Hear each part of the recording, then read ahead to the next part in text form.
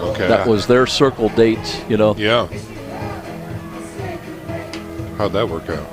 Well, by inches. Yeah. By the way, the punter at HACH is Hack. Okay.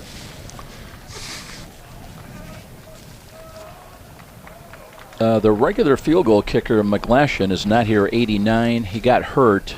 Now, wait a minute. Hack, he's not even on the specialist. I've got Metzler as the kicker. No, Hack is the punter, 23. Okay. He's not. Wow, why don't they have the punter on? Check their roster. Anyway, Yeah. so McGlashan gets hurt. They bring this kid in, 83, Metzler. He'd never kicked in a game. He has to kick a winning field goal to beat, I think it was Taylor. Wow. No pressure. So he's the man now. Yeah.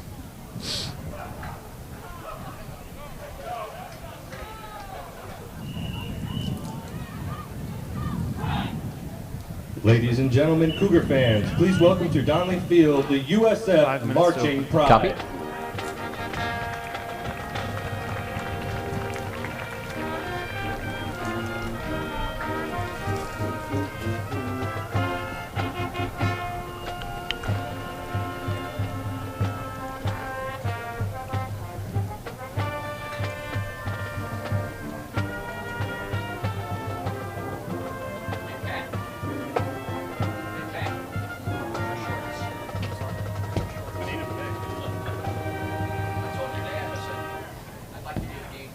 The USF Marching Pride is proud to support Cougar athletics across the campus of the University of St. Francis and would like to Check welcome all 1-1-2. Cougar fans to today's 1-2. game against the Spartans of Missouri Baptist University. Up next, with words and music from former University President Sister Joellen Sheets, here is the University of St. Francis fight song.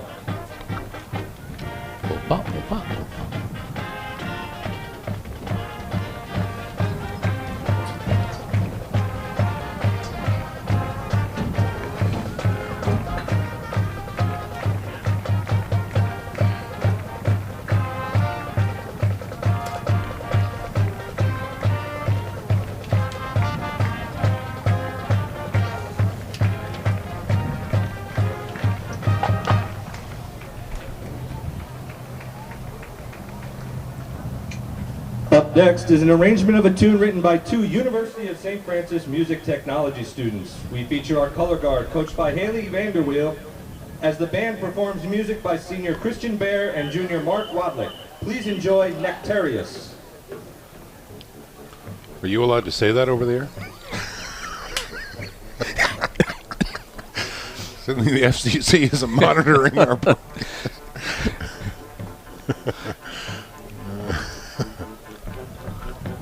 Yeah, this liberal attitude. Yeah. Wow. You got a 10-second delay, Robert? Back there? 10-second delay? No, never mind. No, we're just having fun. Inside Yeah. joke. Getting giddy here. It's the heat.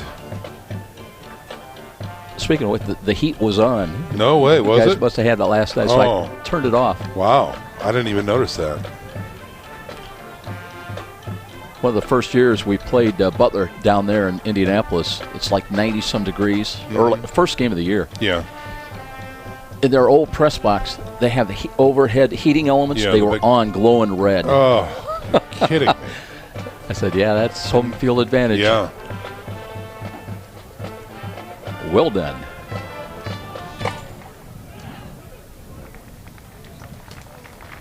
Now please rise as Drum Major Anna Kelly leads the USF Marching Pride Whoops. in playing My bad. of the Oh, you. USF Yeah. Alma Mater.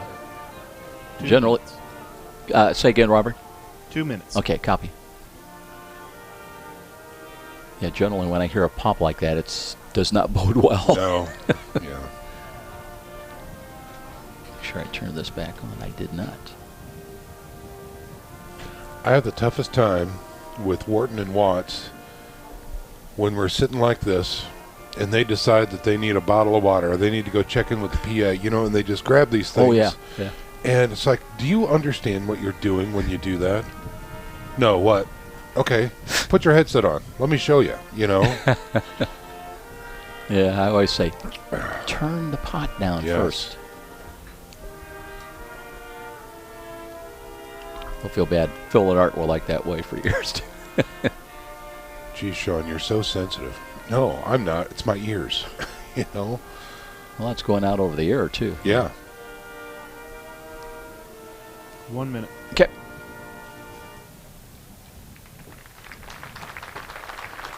Please remain standing as today's pregame prayer is delivered by University of St. Francis's Sister Ignatia.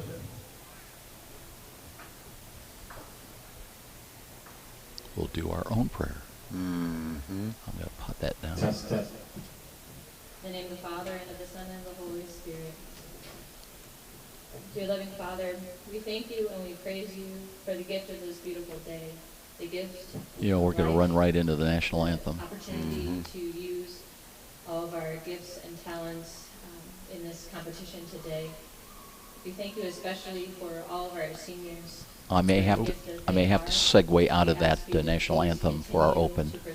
Do what you need to do, Robert. All right. We ask for your special blessing on this competition today. It is game time for the winningest college football program in the state of Indiana. It's the University of St. Francis Cougars on Redeemer Radio. Now, live to the stadium with the voice of the Cougars, Joe Parson, and the Redeemer Radio sports team.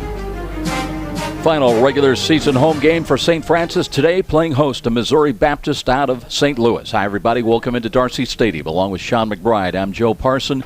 Plenty of drama here in this stadium a week ago for the fourth-ranked Cougars against dangerous Robert Morris. USF fought from behind early to twice take 2 touchdown leads.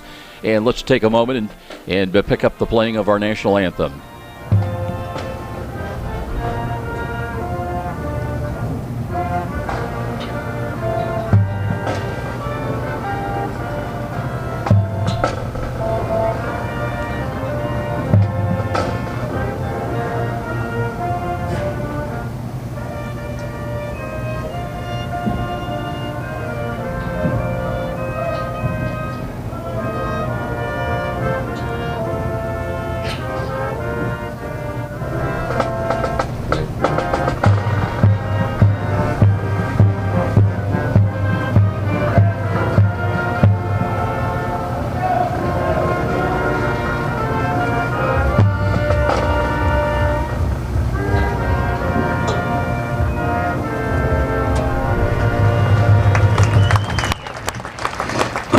As we mentioned, USF fought from behind early to twice take 2 touchdown leads on the visitors, but the Eagles never went away. Fourth quarter touchdown pass brought them RMU to within 1 touchdown of the Cougars, and when Robert Morris had a catch that got them first and goal inside the St. Francis 1-yard line, things looked very dark for USF, but the Cougar defense would stand tall, staging a gallant goal line stand and refusing to allow a final scramble run into the end zone on 4th and goal. And Sean, the Cougars made that stand up for a final 28-21 victory. And what a goal line stand it was, Joe. When you think back, they had 4 opportunities within the 5-yard line. The first 2 of those were first and inches, and second and inches. So really another just hats off exemplary performance, not only for the defense to make that goal line stand, but again, the offense getting that ball back in the shadow of their own end zone. And Aaron Harris doing a fine job giving them space and room to seal the deal at the back end. What a great game that was. Meanwhile, in St. Louis, home has not been so sweet for Missouri Baptist this year. The Spartans lost for the 4th time this season at home, defeated by St. Ambrose last week, 40-10. Spartans managed all 10 of their points in the 4th quarter after falling behind as much behind the Bees, 38-0. It may be of some note that both of the Spartan wins came on the road this year in back-to-back fashion. October 1st. They won at Taylor 43-42. Then a week later, they won at Lindenwood Belleville, and that was a 14-7 overtime victory. And the Spartans may be a better team this year on the road, something the Cougars need to recognize. Well, and here they are, again, those 2 common opponents that they played are conference rivals for St. Francis as well. So here again, Missouri Baptist on the road, finding success. So St. Francis cannot let this be a sleeper game whatsoever. So it's the final regular season home game. USF looking for its 4th straight win. Spartans trying to avoid a 3rd straight defeat. We'll take a timeout, then we'll check in with Cougar coach Kevin Donnelly upon our return here to Darcy Stadium. This is Cougar football on Redeemer Radio, WRDF 106.3 FM, Northeast Indiana. It's Ram Power Days at Glenbrook Dodge Chrysler. Are we on fire? Yeah, somebody's letting that grill go. Wow. 20% off MSRP. Crew cabs, quad cabs, and dualies are all 20% off MSRP during Ram Power Days. Ram trucks are the longest lasting trucks on the road today, so they get the job done. Glenbrook Dodge Chrysler Jeep Ram has the largest selection of new Ram trucks, all with amazing options, so now's the time to buy during Ram Power Days. You just won't save on trucks because you can save big on a new Jeep during the Jeep celebration. Jeeps are hot. They can tackle any terrain. They're perfect for driving around town and rough enough to get you through anything Mother Nature has to offer. Right now at Glenbrook Dodge Chrysler Jeep Ram, drive a 2016 Jeep Cherokee for 20% off MSRP. That's 20% off the new Jeep Cherokee and all new Ram trucks at Glenbrook Dodge Chrysler Jeep Ram under the giant American flag and online at glenbrookdodge.com. Welcome back. We're with head coach Kevin Donnelly. You know, looking back through 20 years, nearly 20 years of Cougar football history, Coach, there's been a couple of memorable goal line stands, and last Saturday was another one. And I know we want to talk about that 4th down snap where Matt Muncy and Pearson Harnish made the saving tackle that prevented the touchdown. But how about the first 2 snaps? First and goal, not at the 1, but inside the 1, just inches away. And Robert Morris has got the league's top running back, the top rusher, and to stone him and prevent him, to me, that was just sensational. But take us back. Your thoughts on those 4 snaps? Well, it was just extraordinary. The push from inside, Himmelgarn is just a force inside. He's going to get a push, in that center area. Lucas Sparks, greeted by Passion, Ann and Alvin desire Sparks. to win, confidence, belief, all those things factored into that stop. And then Cameron about a Shackelford, 3-yard loss. greeted by Cameron and Juliana Shackelford. Felt like they were going to boot, throw the ball, which they did. Muncy, he came in and just made a Zach superb Menardo, tackle. greeted by Tammy Menardo. Coaches have done a great job in following the order, and that is to make sure we stop run first. Brian Gegner, greeted by Mike and Terry Gegner. And just, you're right, Joe, that may be one that goes down in the all-time memory book. I know it's going to make your highlight film.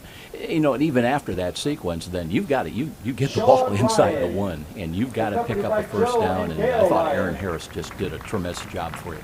Well, there's another young man with just passion and desire, and he's going to give you everything he's got, every snap. You never have to be concerned with that. Anthony Wilkerson. So whether you're going in or whether you're back up coming out, they're in his hands. He's going to find a way to make it.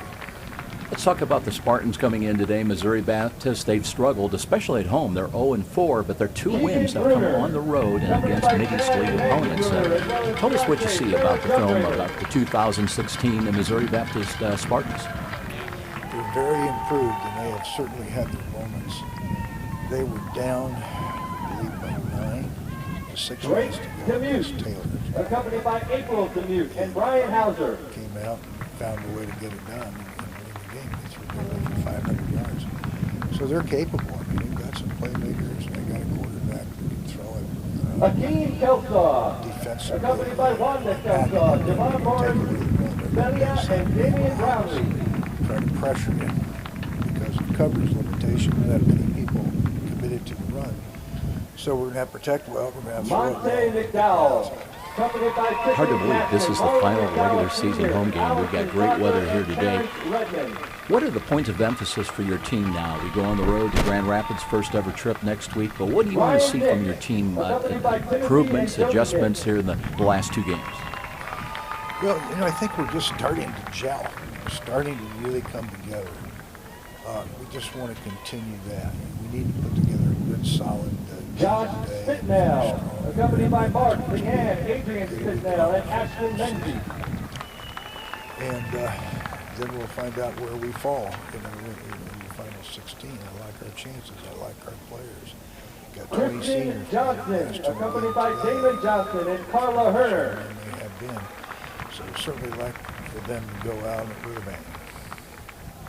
Head coach Kevin Downley with his pregame thoughts before the kickoff here today on Senior Day at Darcy Stadium. What a wonderful football Saturday afternoon in Fort Wayne. 70 degrees here at kickoff, sunny skies, winds out of the west-southwest though at 15 miles an hour, and should reach the mid to upper 70s before we finish. Let's take a 90-second timeout, 90 seconds, and we'll be back with more. And coming up, the meeting in midfield and the coin toss coming up as the fans here in attendance saluting the seniors of this Cougar football season being introduced to the fans. We'll be back. This is Cougar Football on Redeemer Radio, 106.3 FM, Northeast Indiana. Make a difference in your life and others by joining. Every great team Robert, has let's run focus all and talent. 330s. And at Parkview Sports Medicine, our focus. Okay. And then we'll save the prayer and the open. Sounds good. Okay. Parkview Sports Medicine's got you covered. You can trust us to bring together today's top experts in sports medicine to improve the performance and treatment of athletes like you. Go to parkview.com/sportsmedicine to learn how we can help you and the athletes in your life be your best. Parkview Sports Medicine. Upgrade your game. Hey, it's Kyle from The Kyle Hyman Show, heard weekdays from 6 to 8 a.m. on Redeemer Radio. On our show, Being Catholic's fun. Every morning, we meet you where you are, getting out of bed, drinking your coffee, or on your way to work. Through prayer, interviews, and personal stories, we bring you Catholicism with joy and fun to start your day. So don't miss The Kyle Hyman Show, weekdays from 6 to 8 a.m. right here on Redeemer Radio.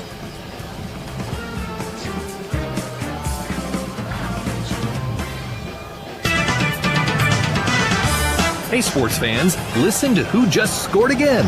John Sullivan with RE/MAX. Buying a home or selling yours? You need the best coach around. Score with John Sullivan at RE/MAX. Score with John. Call RE/MAX and ask for John Sullivan to coach you in buying a home or selling yours. Sports fans, it's time to score with John Sullivan at RE/MAX.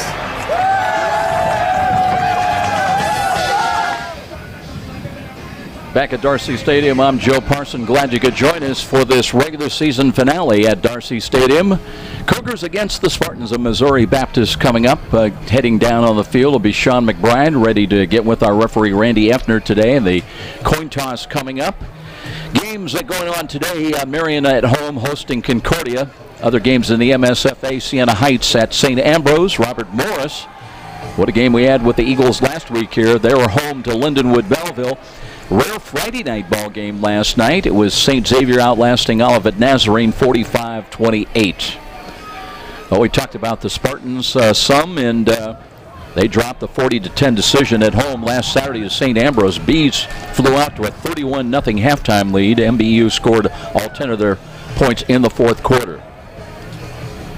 37-yard field goal by Ethan Metzler in the final 2 minutes, and running back Antorio Barton punched in a score from 1 yard out. Let's go down now. Our referee Randy Effner and the introduction at midfield.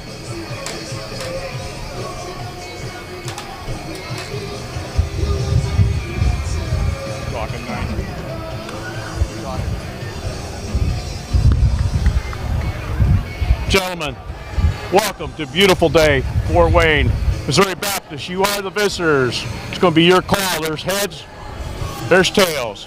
What is your call? Tail. Just call the tail. It is a tail.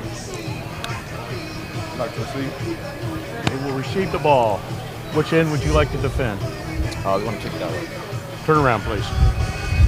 Okay, Joe, Missouri Baptist did win that toss. They're going to elect to receive, and the Cougars are going to defend the south end zone. Beautiful day out here at Bishop Darcy Stadium. There is a breeze, Joe, I will say, coming directly out of the west.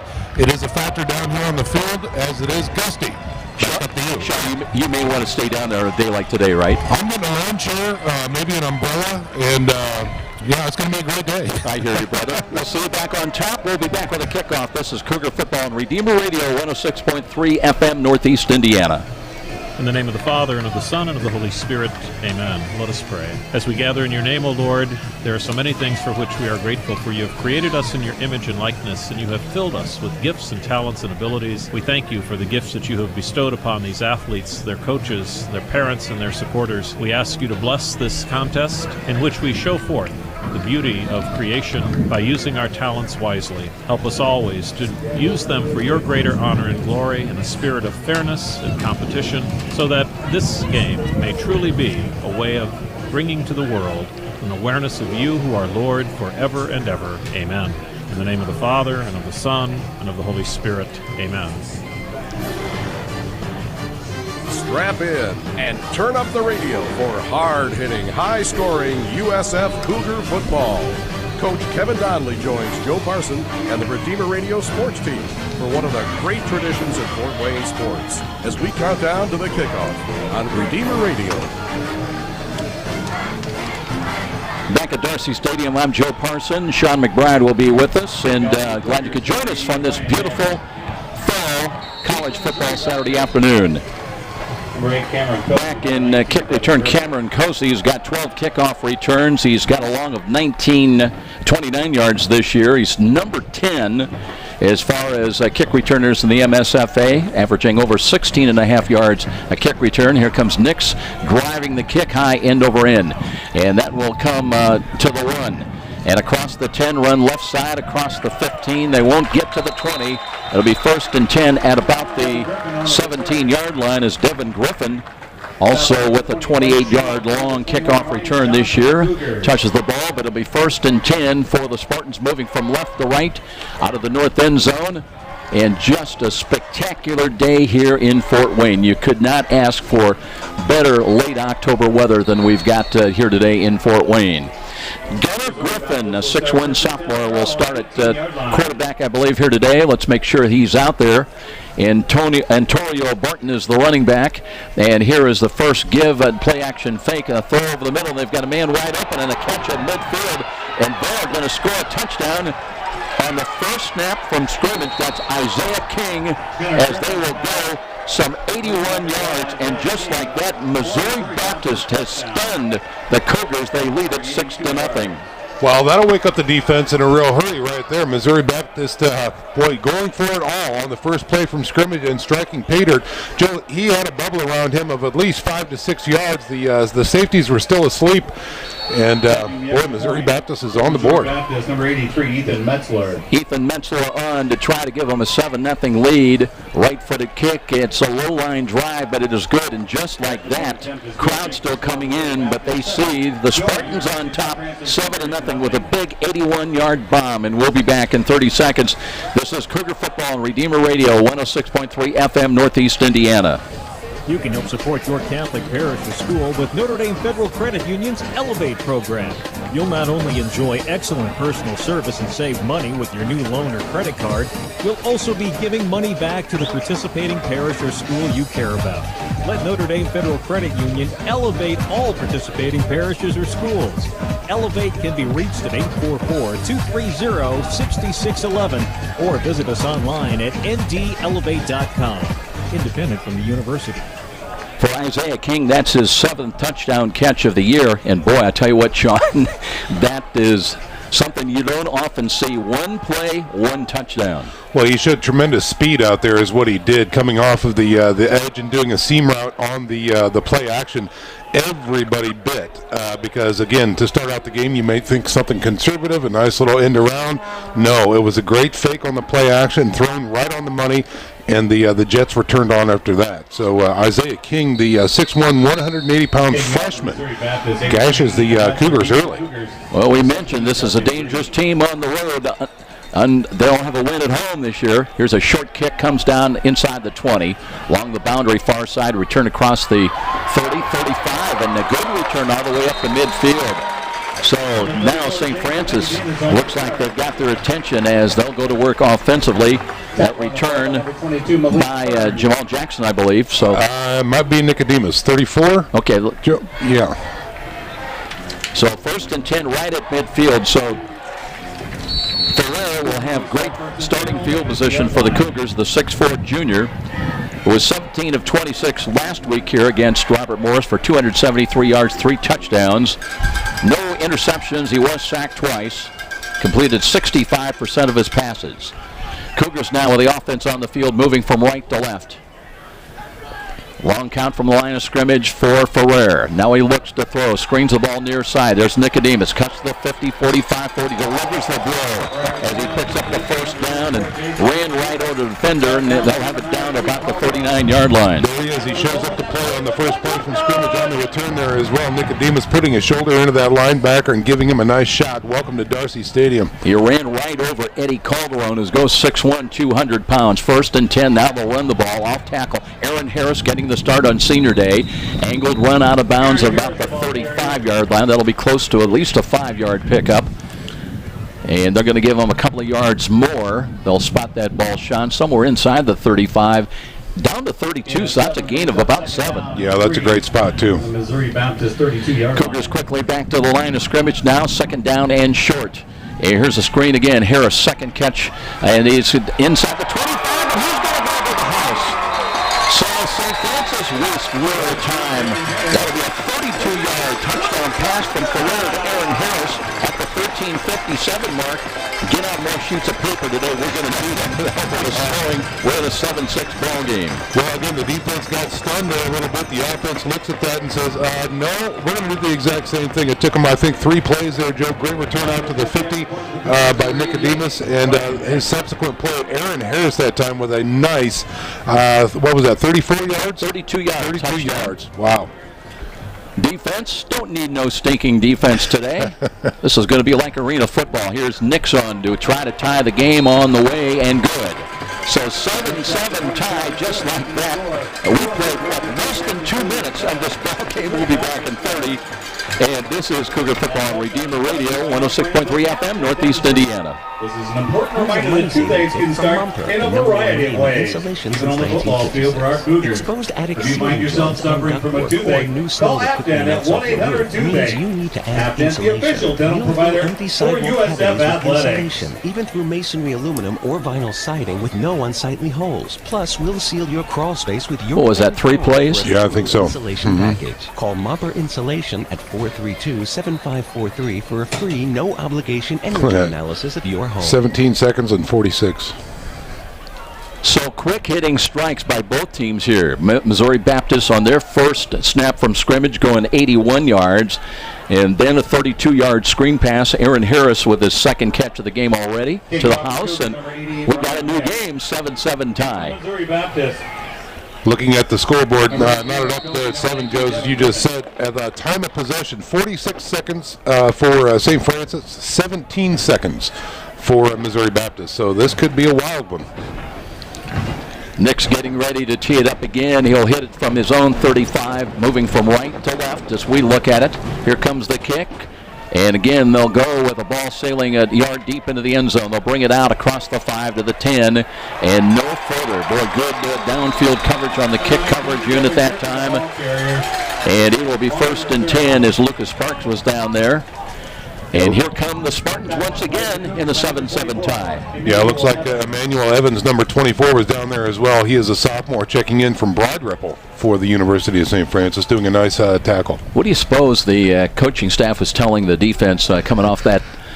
They certainly weren't sweated up at all. No, they surely were not. The stunned silence was very disconcerting there for the defense. Let's see what they do here on this series. Shotgun formation now. Looks like William Britt. Let's check who the quarterback is right now. Play action fake. They want to go throw along again. This time the ball is out there and caught again. That was Nishan Lewis, and they're going to have, do you believe this, another touchdown. This from 88 yards out. 2 snaps. 2 touchdowns, and it's 13-7 Missouri Baptist. That time the coverage, Nishan Lewis could not make the play. Wow, unbelievable. Does this kid have wheels or what? Isaiah King with his 2nd touchdown pass on the day, or reception I should say rather, and he was able to outpace Nishan Lewis. We have not seen many receivers being able to do that all year, Joe. Just a fly pattern down the left side. Nothing fancy. Thrown beautifully right where he was. Metzler with a low line drive kick, and he got it just over the crossbar again. And this is unbelievable. 14-7 Missouri Baptist. Let's keep things right here, as obviously there's going to be some challenging going on to that Cougar defense, as they've been beaten twice now on big plays. Just one snap, one plays, and long. First 88 yards, and now an 88-yard bomb. And Missouri Baptist has got the lead at 14-7. You know, the first play there, Joe, was a play action, so you could see that you could get some space and allow that receiver to actually release downfield. This one, just a snap and throw. And so it'll be very interesting to see what they do next. Yeah, it looks like the defensive unit is all grouped around Joey Didier, and there's got to be some, hey, what's going on, guys? Right. Not used to this. Well, and again, where was the over-the-top safety help is the question, because Nashawn Lewis from his cornerback position, he did have man coverage over there, and we didn't have anybody floating from the center of the field over to help. So that was a quick hitter and very effective for Missouri Baptist. Very much a lack of communication back there with Stewart and Holman. Here's a deep kick now, and Justin Green has got it inside the 10, brings it across the 10-15, works to his right, across the 20-25, looking for running room, brings it across the 35 out to the 40-yard line. So very good field position once again. I get the feeling I'm doing arena football all of a sudden. Flashback to some 10-15 years ago. Well, and let's hope those returns continue to happen for St. Francis, if in fact they have to, because so far Nicodemus took the first one to the 50, and now this one's at the 40, creating some short fields for the high-powered Cougar offense. So again, Ferrer will come out on the field. Looks like he's going to work with an empty backfield. 3 wide to the left, 2 wide to the right, including Akeem Kelsaw. In his final senior game here, they come up and press coverage on the corners on the wideouts. And Ferrer looking to throw, screens the ball near sides. Got Coate. Coate turns the corner at the 40, tiptoes his way up to the 44-yard line. Bows well with McDowell out there doing the open field blocking, allow him to get some release there. That was a nice little gainer on a screen play of about 4. It'll be 2nd down and 6. So Seth Coate, what a career he's had. Came in with 40 catches, 760 yards, 10 touchdown catches.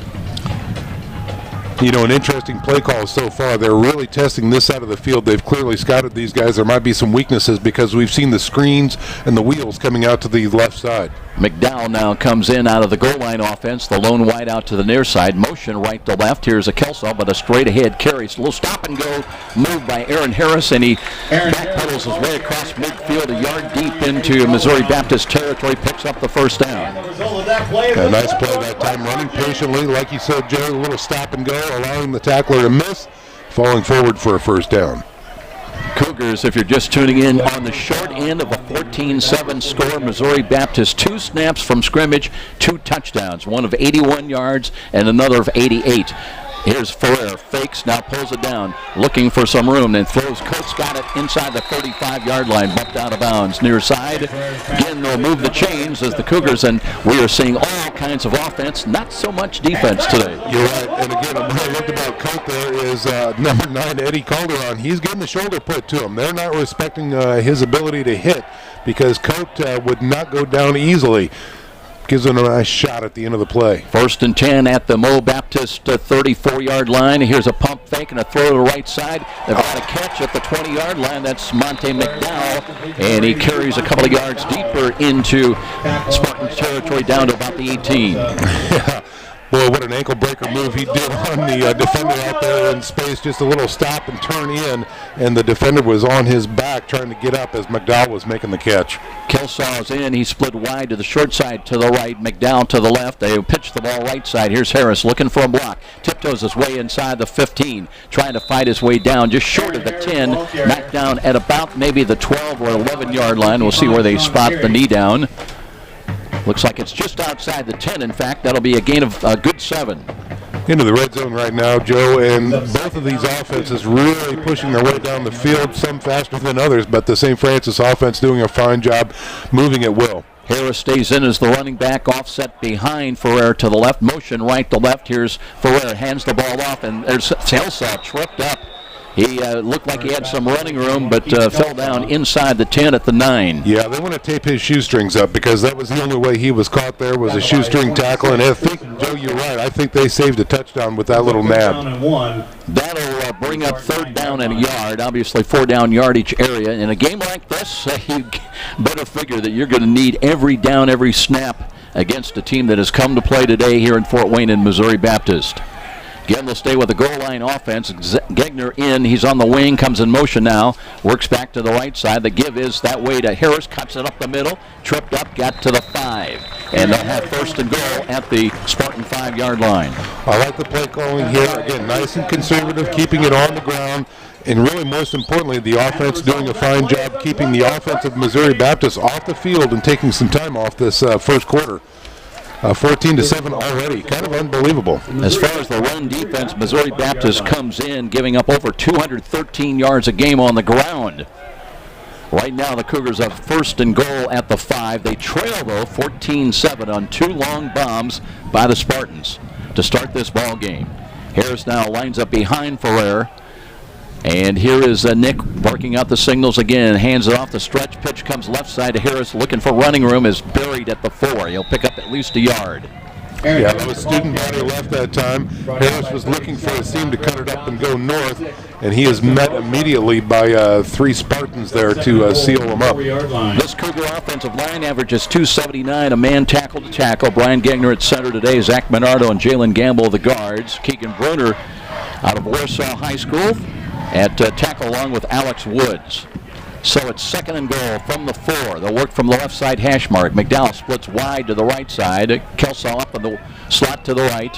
Harris stays in as the running back. Coate split wide to the short side. Nicodemus in motion now. They look that way. Ferrer over the middle. Ball deflected away. A lot of traffic in the middle there. They read the quarterback's eyes. Incomplete. And now that'll bring up 3rd down and goal from the 4-yard line. Ferrer made an interesting decision right there. There was a lane that opened up right in front of him, and he chose to gun the ball straight ahead as opposed to tucking and running. He might have reached the end zone if, in fact, he just ran it in. Coate again. They come up in press coverage on him here. He's split to the short side to the left. And Ferrer looks that way, throws the fade. They've held him down. That will draw a penalty flag. Well, if you're going to get beat, that's one way to prevent the touchdown. That was Zach McBride that is penalized with the pass interference call, we presume. No relation. Just so you know, on the penalty. If he makes a great play, then yes, we're related. But if he gets called on the penalty, we're not related. Officials are conferring. Randy Effner, our referee today. Defensive pass interference, number 7. The ball be set at the 2-yard line. Automatic 1st down. So the Cougars have a 1st and goal now, half the distance, and they'll spot it just outside the 2-yard line. Trying to tie the game up here. 9:24 remains here in the opening quarter. Already 14-7 Missouri Baptist. Again, McDowell splits wide to the right. 2 running backs in. They give it to Harris. Curls up the middle. Did he cross the plane of the goal? Touchdown. So Harris from 2 yards out.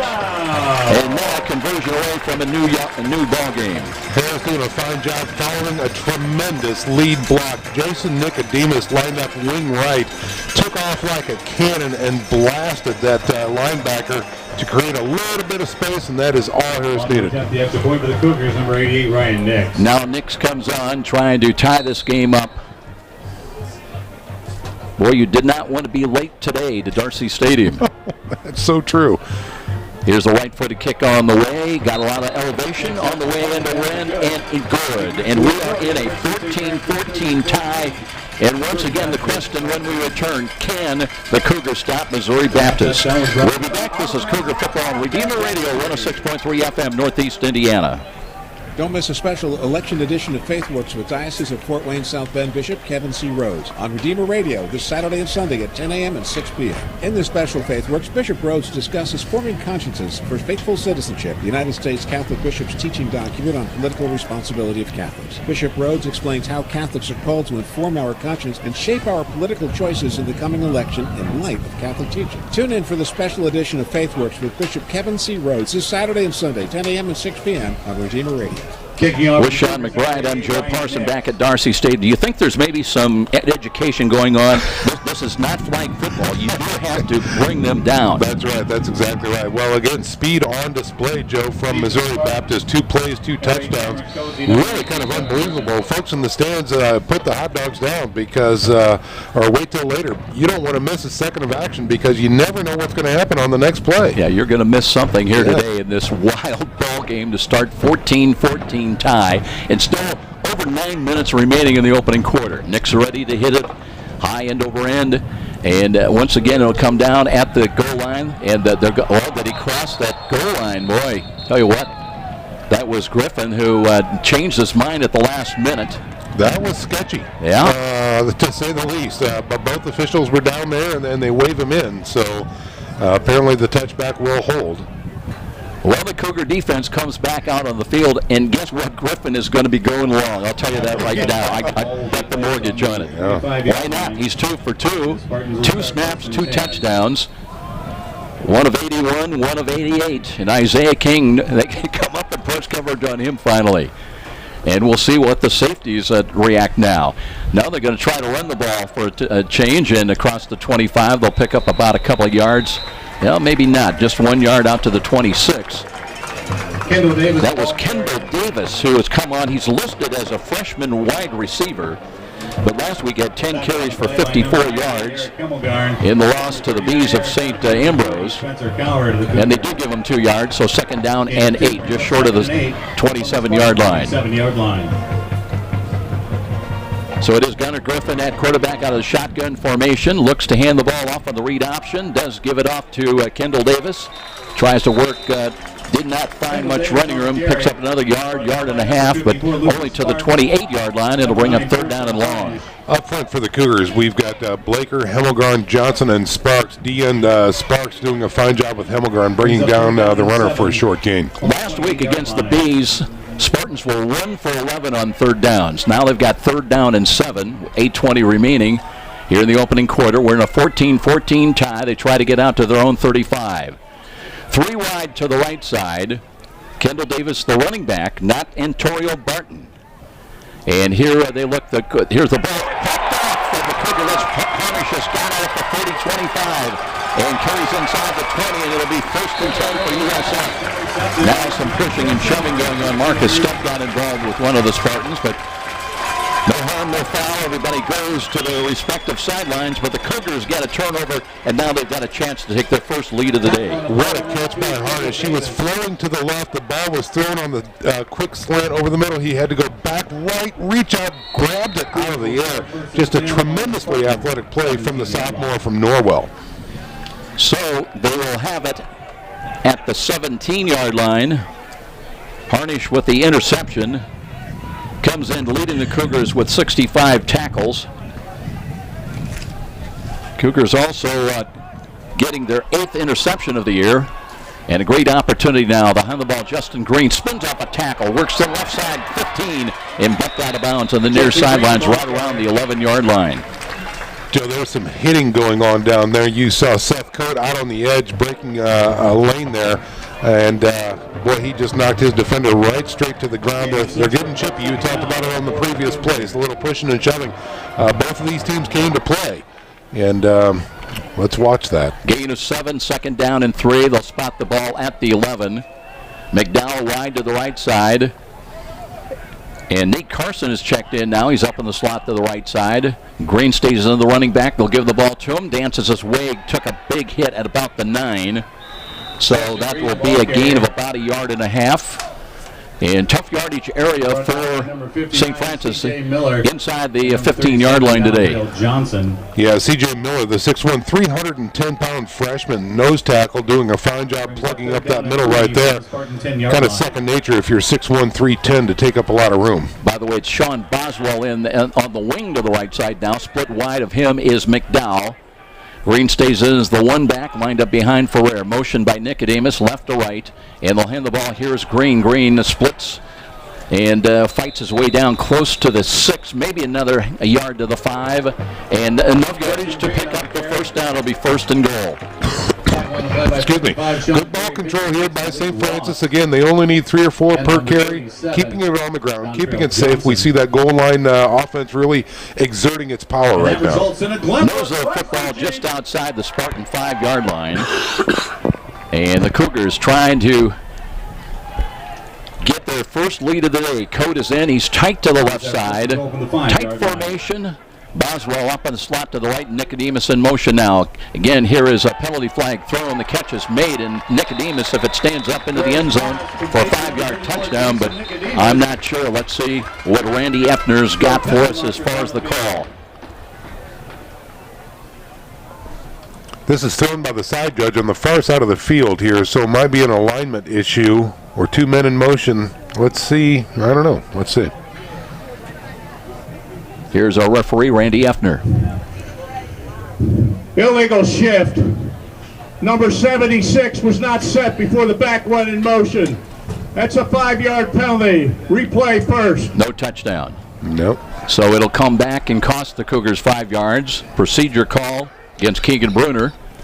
That'll move the ball back to the 10-yard line. So it'll be 1st and goal at the 10. And we remain tied at 14 all. After the penalty, it'll be 1st and goal from the 10-yard line. Cougars huddle up now.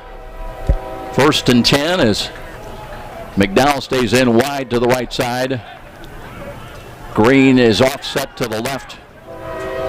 A Ferrer motion by Nicodemus now, but here's Ferrer to throw. Steps up in the pocket, dances now flush to his left. Looking, throws the fade, looking for Boswell. He caught the ball but did not get a foot in bounds. Nice job by Sean just simply to try. Remember, he had that miraculous catch last week that he was sitting down basically on his back for a touchdown. Yeah, this one he went horizontal to get it. Unfortunately, he did not have an opportunity to stay in bounds. The official throws his hat. He was an ineligible receiver at that point. Does come up with the catch, but all for naught. Remember, Boswell is just 5'9" also, so when you're going against 6-footers and better than that, very tough. Clock at 6:10. It'll be 2nd and goal from the 10-yard line now. One wide to the left. That becomes the wide side for McDowell. Motion now, and here is the handoff, and Green angled run inside the 5 and looking to score. He does. 10-yard touchdown run by Justin Green gives the Cougars their first lead of the day at 20-14 here at the 6:05 mark. Just a tremendous job by the offensive line creating that little seam, and that's all exactly he needed to get through there. And boy, it was a great time block that time, trying to look for that number. I believe that was Alex Woods doing a fine job exerting his left tackle position. So the Cougars now with 20 points waiting the conversion by Nix, and they've needed every one of them to take their first lead of the day against Missouri Baptist. Nix now attempting the 21st point on the way and good. So St. Francis on top. Finally, 21-14 with a timeout here at Darcy Stadium.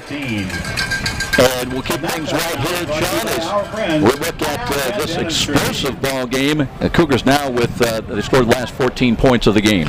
Well, 21-14 can easily be the end of game score for an average football game. And here we are with 6 minutes left in the first quarter. This is really just an incredible display by both of these offenses right here.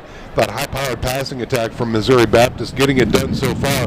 But hats off to St. Francis being able to answer on each and every one, and then able to take the lead here with 6 minutes to go, 21-14 in the first quarter.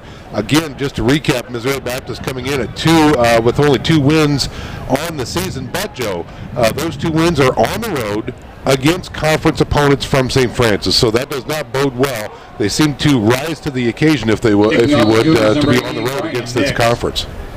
Well, this goes to show you, Sean, you can never just phone it in. Right. You've got to come to play each and every week. Can't look at the opponent's record, what they've done, what they haven't done, and you're everybody's circle date on their calendar. Here comes the Nix kick. And again, they'll go a couple of yards deep into the end zone. That got away, but they dive on it.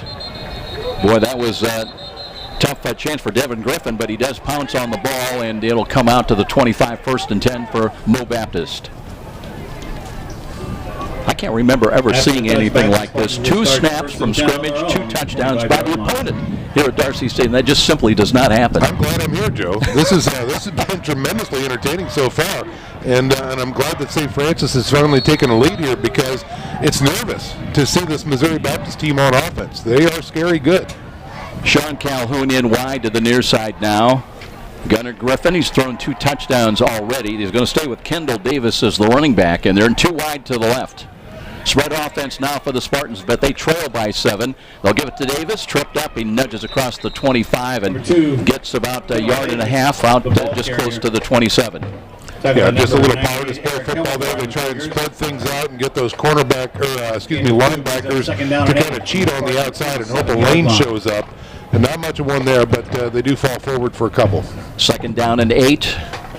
Kalen Petty in. He's listed as a tight end, but they split him up in the slot to the near side, and split wide of him will be Sean Calhoun once again. 2 wide to the left. You got to guess King is out there again. Play action fake. They throw the home run ball. This time that ball is nearly knocked away. It was nicely that time by Deshaun Lewis.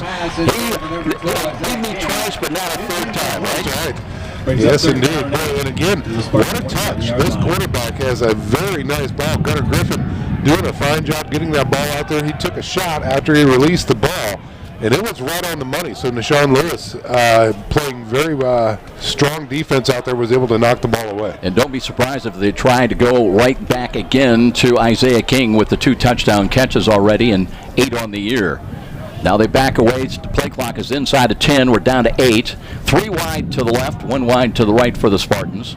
And they're not at the line of scrimmage with 2, with 1. And if they didn't call a timeout, it's going to be delay of game. Penalty marker on the field. That is going to be a delayed game. Wow. Wow. 5-yard penalty. Remains 3rd down. Well, you had to be aware of that. Anyway, who does that? You're at 3rd and 8. You've got a tough down and distance right there anyway. But to stand and look at the sidelines for 25 seconds, wow. Cam Shackelford's in now, the left defensive end for St. Francis. Harnish stays in. He's had the interception that paved the way for the go-ahead touchdown now. And the Cougars with some new numbers in there as well on the corners. Now it's 3rd down and 13.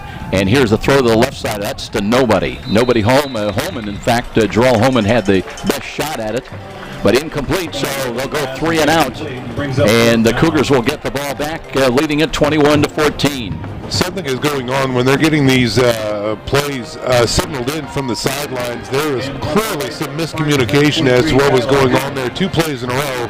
First one resulted in a delay game penalty. The second one resulted in an errant pass to nobody. Missouri needs to get on the same page with their sidelines. By the way, Shannon Swain was had some coverage at quarterback that last series. Now they get ready to kick the ball away with Hack. Waits inside the 10-yard line back at the 7. Here's the snap. We got the kick away, spiral. Boswell Isaacs got it at the 44. Starts right, spins back, and comes away from a tackle initially, then dropped back at the 41. Boswell on the return. Tackle. So Sean that time trying to find some maneuvering room. Really didn't. And good downfield covered to that time, I thought, by the Spartans. That's exactly right, Joe. They were doing fine there. That time the initial hit, he was able to evade, but unfortunately for St. Francis, he had plenty of teammates there to mop up Boswell's efforts. So now we will see how the Cougars will have some of their worst starting position of the day at their own 42-yard line. Yeah. Put that in context. Well, this is a game that's been all about offense.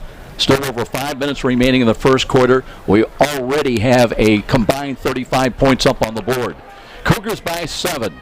Ferrer, short drop, looks to throw. He's got Seth Coates on the field. He's got it on the fingertips inside the 10, and he will score.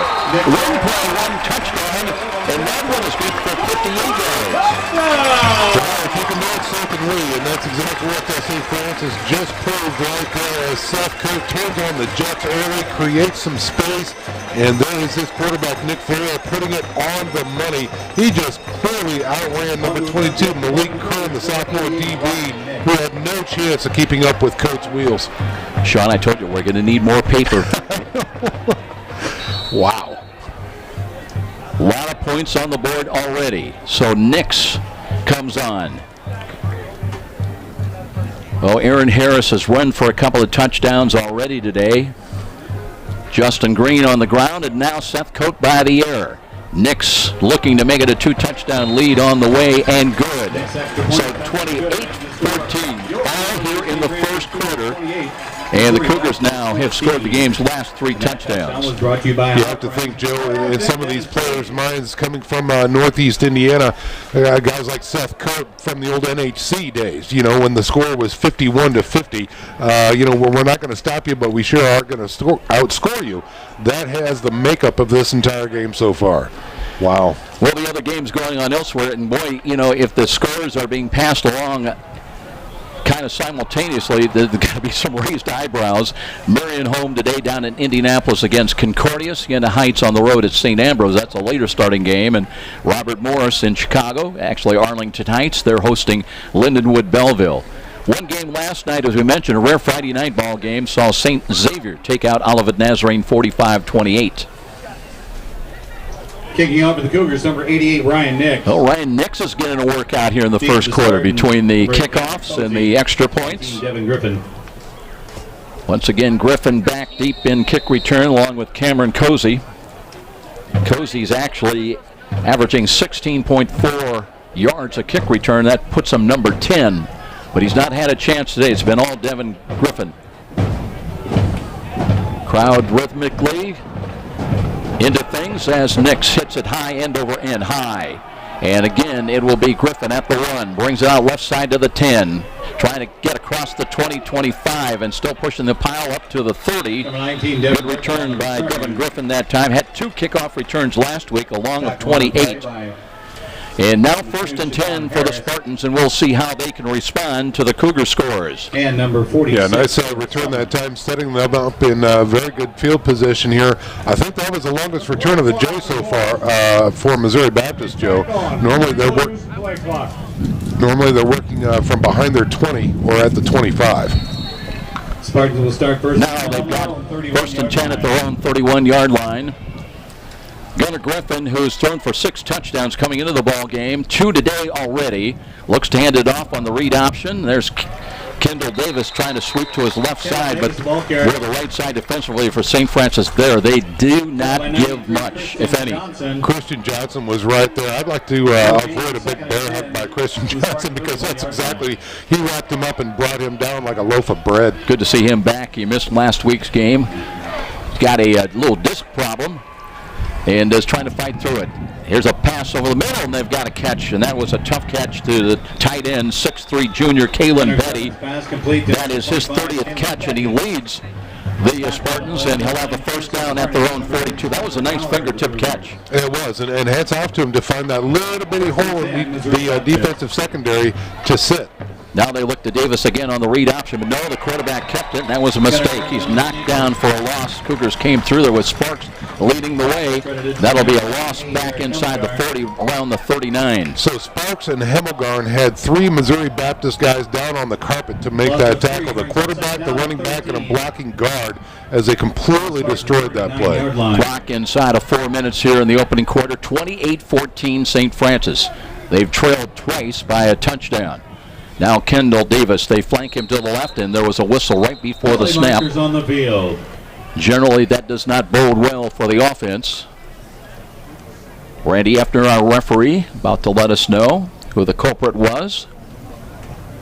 False start. Number 74 on the offense. That's 5-yard penalty. Remains 2nd down. That was a penalty against Johnny Reed. He's a sophomore, 5'11". And 325, Sean. Well, it doesn't surprise me. St. Francis lining up with a 3-man front, and 3 linebackers were tight on that particular play, showing some heat right through the middle, and Johnny Reed got a little nervous.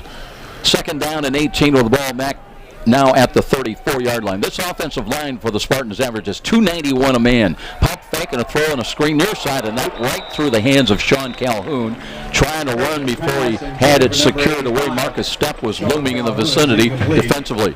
Yeah, alligator arms, or he started to run before he caught it. Either or. I don't know that little screen was going to be very effective. Marcus Stepp doing a fine job all year, making good athletic plays out alone in space for the St. Francis defense. Blake Blaker also was cruising in. Now it's 3rd down and long. They've got to get to the Cougar 48-yard line on this snap. 3:23 remains in the quarter. Shotgun formation. Here's Griffin. Griffin looks near side. Throws. He's got Calhoun down there, but overshot him that time as he had about a step and a half on Wilmer Cole. Sean Calhoun. But it'll bring up 4th down, and we'll see Tyler Heck coming on to punt the ball. He had 5 punts last week against the Bees. Long of 54. He averaged 34.4 yards a punt. Yeah, it's interesting, Joe. If we look at the wind has shifted now, it's directly out of the south. The flag really ripping out there in the southern part of the stadium here. Hack waits for the snap back inside the Spartan 20-yard line, and Boswell in kick return. A lot of jockeying going on at the line of scrimmage right now. Cougars with 9 men up at the line of scrimmage, and here's Hack, got it away quickly. Nice hanging kick. Boswell drives him back. He's got it at his own 20. Starts left, now works back right side, and is going to be knocked down short of the 25. And again, Missouri Baptist, they're getting a lot of troops down there on the punt coverage.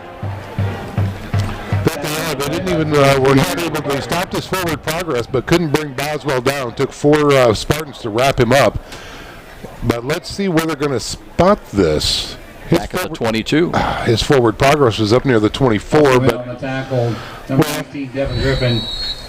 Here we go. Deja vu all over again, Joe. Hard to believe. Yeah. Cougars will start first and 3:05 on the clock here in the first quarter.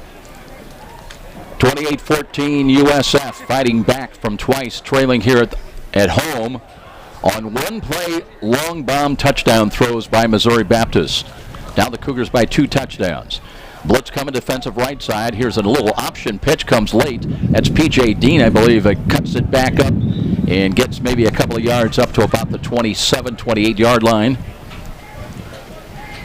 Yeah, interesting call that time, as normally if you have a pitch man, you're going to pitch it underneath, but really just kind of flipped it out there rather than a true pitch. So not much there for the Cougars. Looked a little awkward, didn't it? Yeah, it did. Yeah. 2:38 now on the clock. It's moving. P.J. Dean last week 4 carries, 14 yards against Robert Morris. Coate with a catch near side, trying to step out of a tackle, will not reach the 30. Had to get up to about the 32, so it'll bring up 3rd down and still about 4. Ferrer getting good time back in the pocket, and so that's hats off to the offensive line right there. Coach Pat Donnelly might be setting up a double move here. With the hitch right there, Coate was able to find some easy space to make that catch. But if, in fact, he's getting plenty of time, they might try a double move here to get him down the field. Last week, the Cougars were 5 of 9 on 3rd down conversions, and it looks like we're going to have a timeout here. Actually, Missouri Baptist may have a bit of an injury situation. Yeah, I think so. One of the big uglies up front for Missouri Baptist down on one knee right now, being attended to.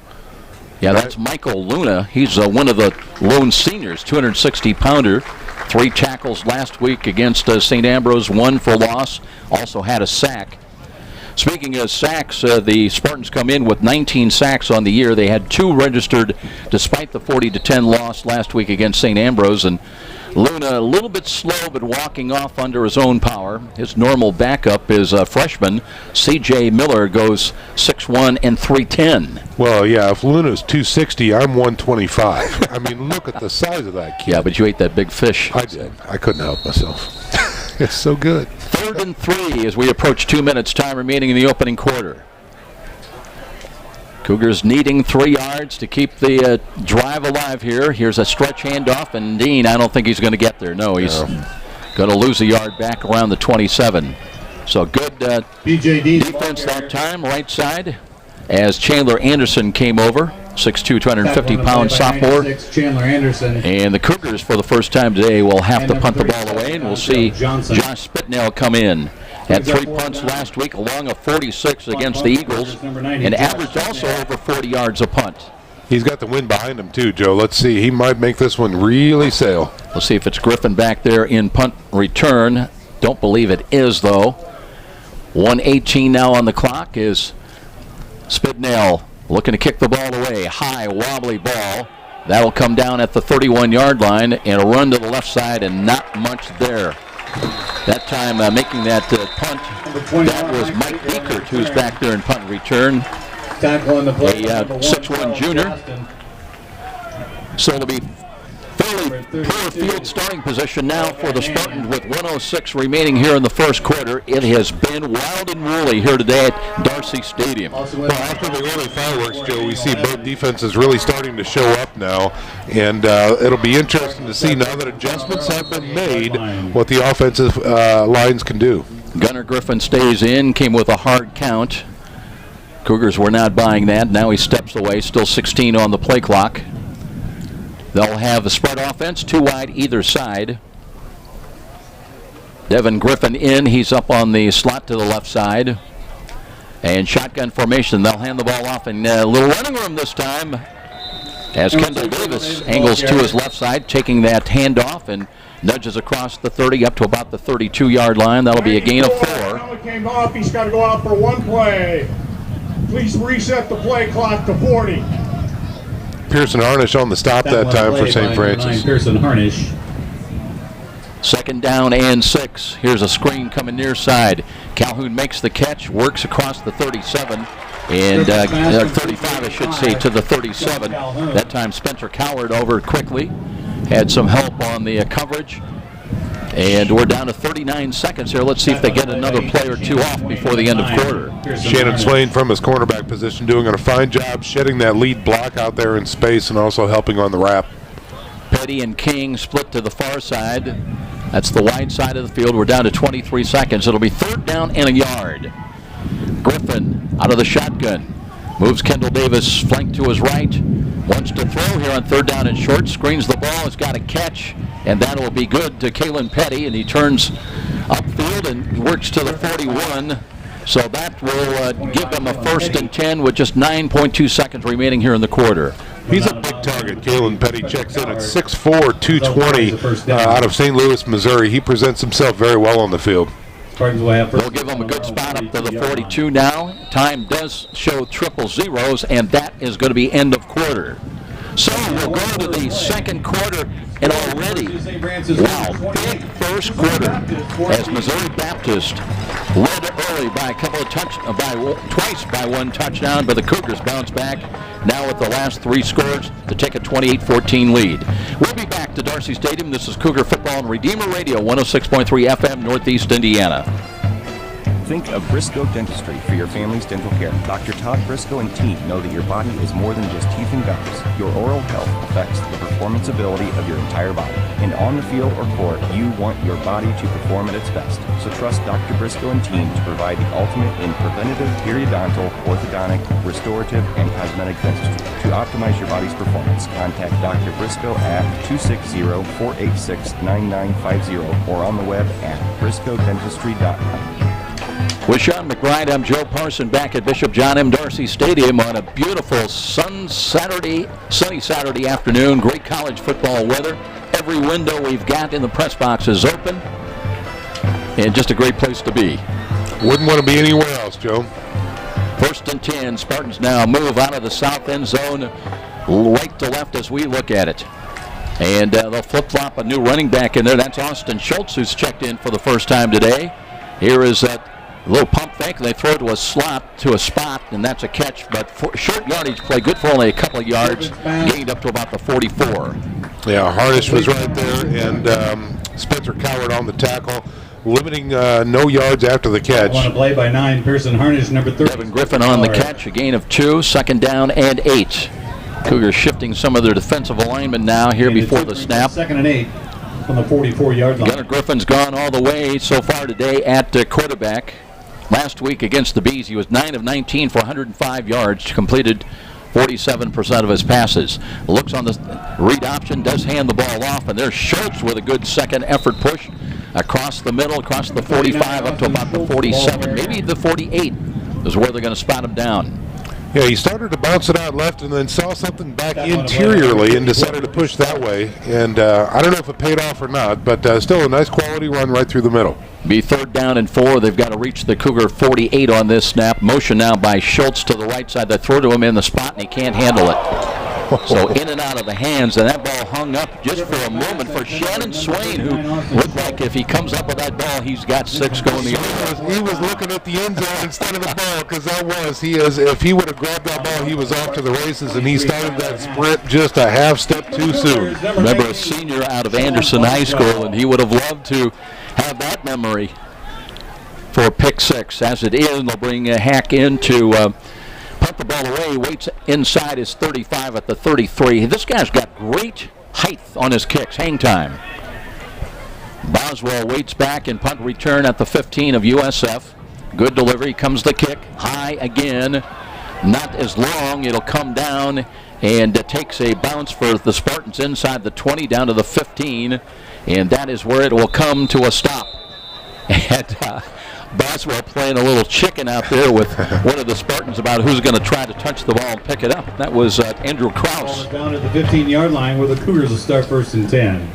Interesting punt there, Joe. When you looked at the way the punter released that ball, he kicked it right off the nose, and again, high spiral. But when you do that, if you do it well, it gives you that nice bounce forward, and that's precisely what happened there. Yeah, it's very, very tough to accomplish that art. So the Cougars, with some of their worst starting position of the day at their own 15-yard line, they do lead it 28-14. Early moments of this second quarter. Glad you could join us today on Redeemer Radio. And here is Ferrer looking to throw on the out pass. He's got McDowell at the 25. Now reverses back and gets a couple of nice yards after the catch across the 30, close to the 31. Monte McDowell.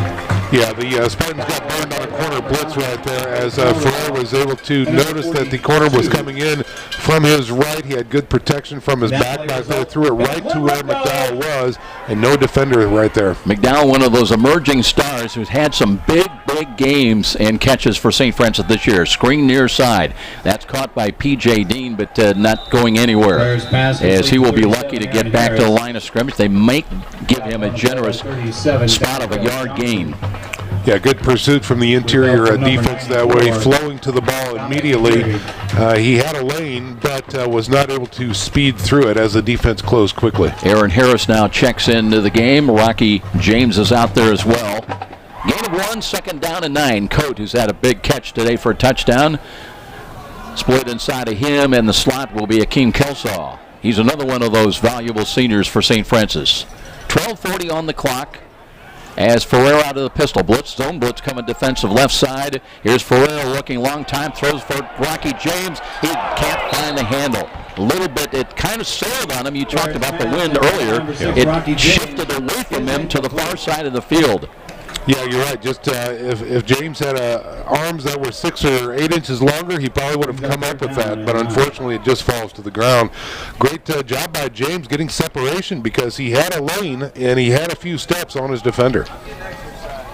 One of the things we've noticed, though, that Ferrer has had plenty of time to run his checkdowns. Harris stays in. He's flanked to the right. Now they'll back him up once again, lined up behind Ferrer. 3rd down and 9. Cougars trying to reach their own 41-yard line this snap. And here's Ferrer again. Steps up in the pocket. Throws near side. Mike Dowell's got the catch. Short of the 1st down if he made the catch. Nope, he was out of bounds. So it'll bring up 4th down, and the Cougars are going to have to kick it away. Out of bounds. Bringing up 4th down. Interesting shift. You see this game, all offense. I mean, total offense. In the first, 6, 7, 8 minutes of this ball game, and now the defenses have taken over. Back in punt return again, Mike Beekert, the 6'1 junior. That's Spitnail. Waits for the snap inside his 20. Kicks it away, wobbly ball. Beekert running to his right and catches on the run the 35-40 and bumped out of bounds across the 45 to the 47. So very good field position starting now for the Missouri Baptist Spartans, but they trail 28-14. It's going to be up to the defense to limit their gains here. They've got a short field to work with, the Spartans do, so that is quite an advantage on a good punt return. 49-yard line. Spartans, they stay on the road next Saturday. They'll be at Concordia University up in Ann Arbor, Michigan. Cougars will close out the regular season portion of their schedule next Saturday. First visit ever to Davenport, which is located in the Grand Rapids suburbs of Caledonia, Michigan. That'll be a 12 noon kickoff. Our pregame starts on Redeemer Radio at 11:45. Here's a handoff, and now Antonio Barton checks in for the first time today. 220-pound redshirt junior, 5'9", came in with 249 rushing yards, and he'll pick up about 4. Gain of 4 brings up 2nd and 6 from the Cougar. So Barton for the first time today. The running back in there, Gunnar Griffin. He'll set up in the pistol alignment now, 2nd down and 6. Inside of 12 minutes time remaining first half.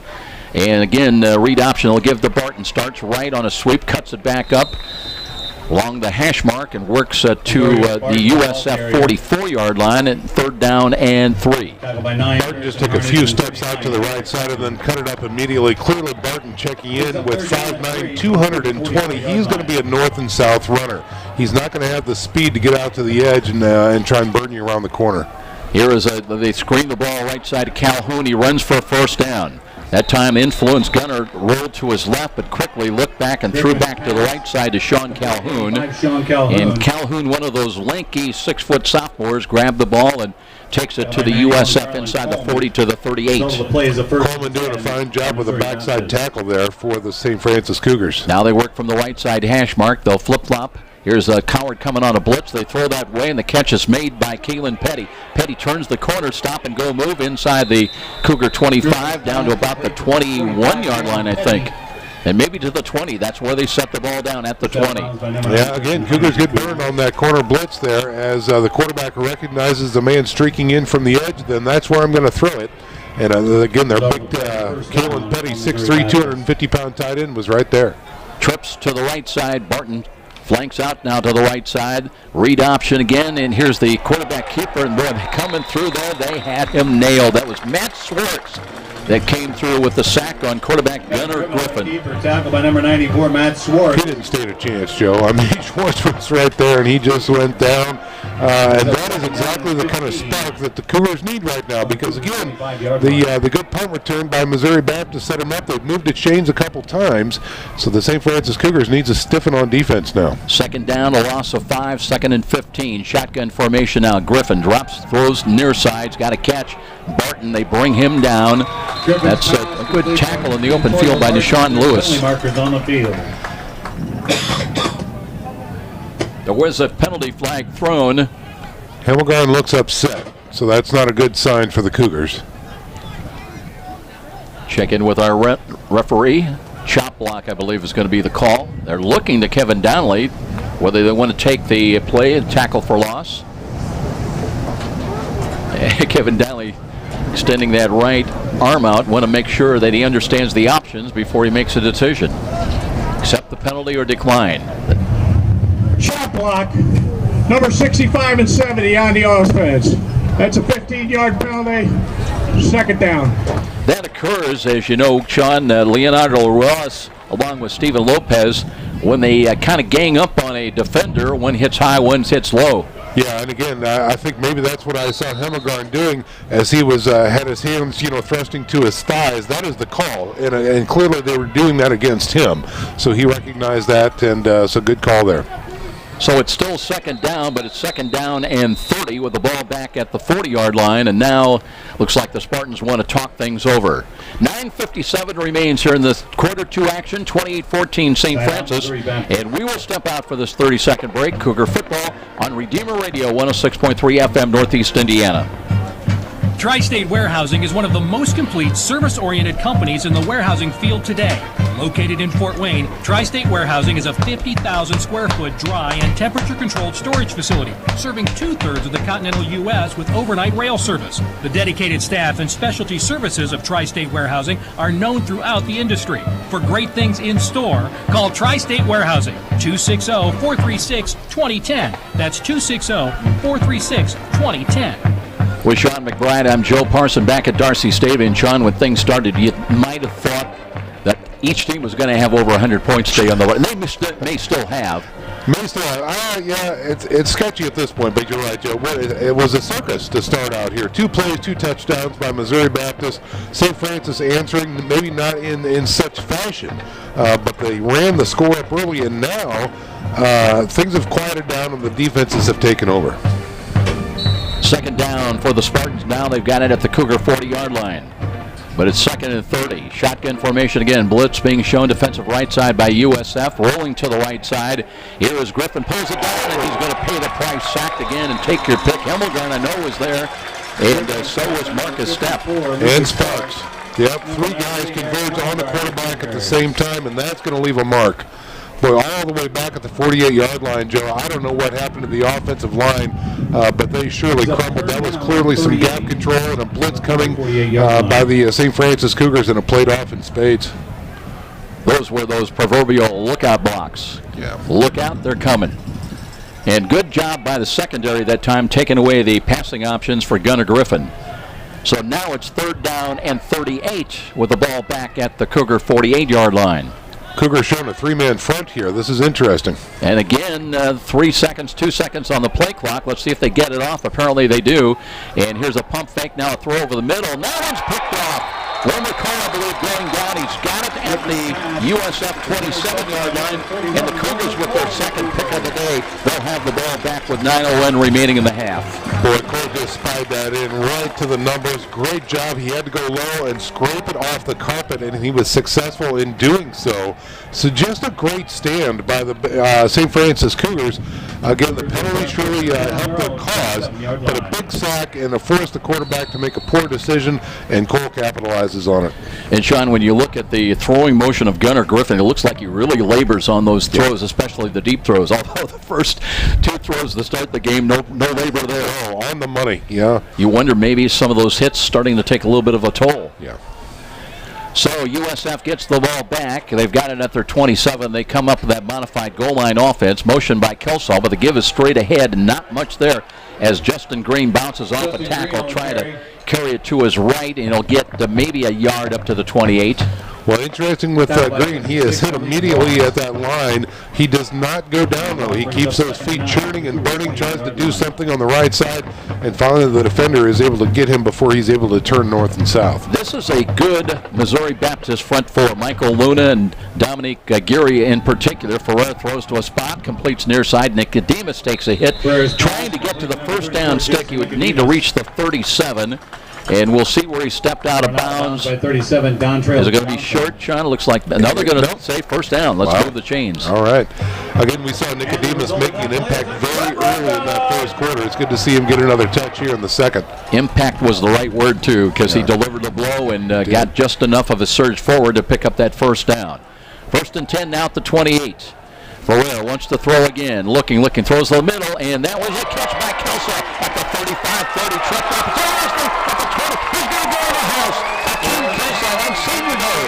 Hits up for the touchdown, and that will be a 63-yard touchdown play. Great job by the Snyder standout, Akeem Kelsall, just running. You could tell he wanted that end zone so badly, stepping out of tackles, dragging a tackler with him by the shirt tail, and finally breaks free and goes to the house. What a play. Got to be a great celebration here on his last regular season game at Darcy Stadium. Cougars now up by 20. Again, if you're just joining us or late joining us, Cougars twice trailed by a touchdown. Here's Nix with the extra point attempt. He got a lot of elevation, and it is good. 35-14, and let's bring in Sean. That's just a reminder that St. Felix Catholic Center is open for retreats, located in Huntington, Indiana on 30 scenic acres, with plenty of recreational areas and a serene, blessed Mother Grotto. The St. Felix Catholic Center is the perfect location for a single day of prayer to overnight retreats. It's the former home of Venerable Solanus Casey, and you can plan your visit today by visiting them on the web at www.sfcatholiccenter.com. Well, I think the Cougars have got that heads on straight now. They have twice trailed by a touchdown, but now they've scored 28 in a row to lead it by 21 over visiting Missouri Baptist. And, you know, Joe, what we've seen very quietly is a lot more pressure from St. Francis paying off, a lot tighter coverage by the corners, and the safeties doing a fine job limiting access for the Missouri Baptist quarterback to make those big plays.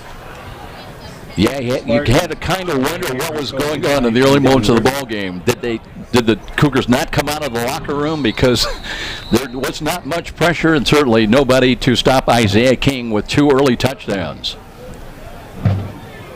But all's well right now. 8:04 remains in the game in the first half here. 35-14. Nix getting ready to kick it away from left to right. High end over end, trying to locate it, and that one goes into the end zone, and again it'll be a touchback, and it will come out to the 25-yard line. Against the wind that time too, Joe. That's an impressive kick. The touchback by the Spartans will bring the ball out to... Well, it was sunny skies earlier. Kind of like a haze has come over at Darcy Stadium now. But I tell you what, I'm not complaining. Oh, heavens no. No, just a beautiful, beautiful day here. And a great crowd on hand.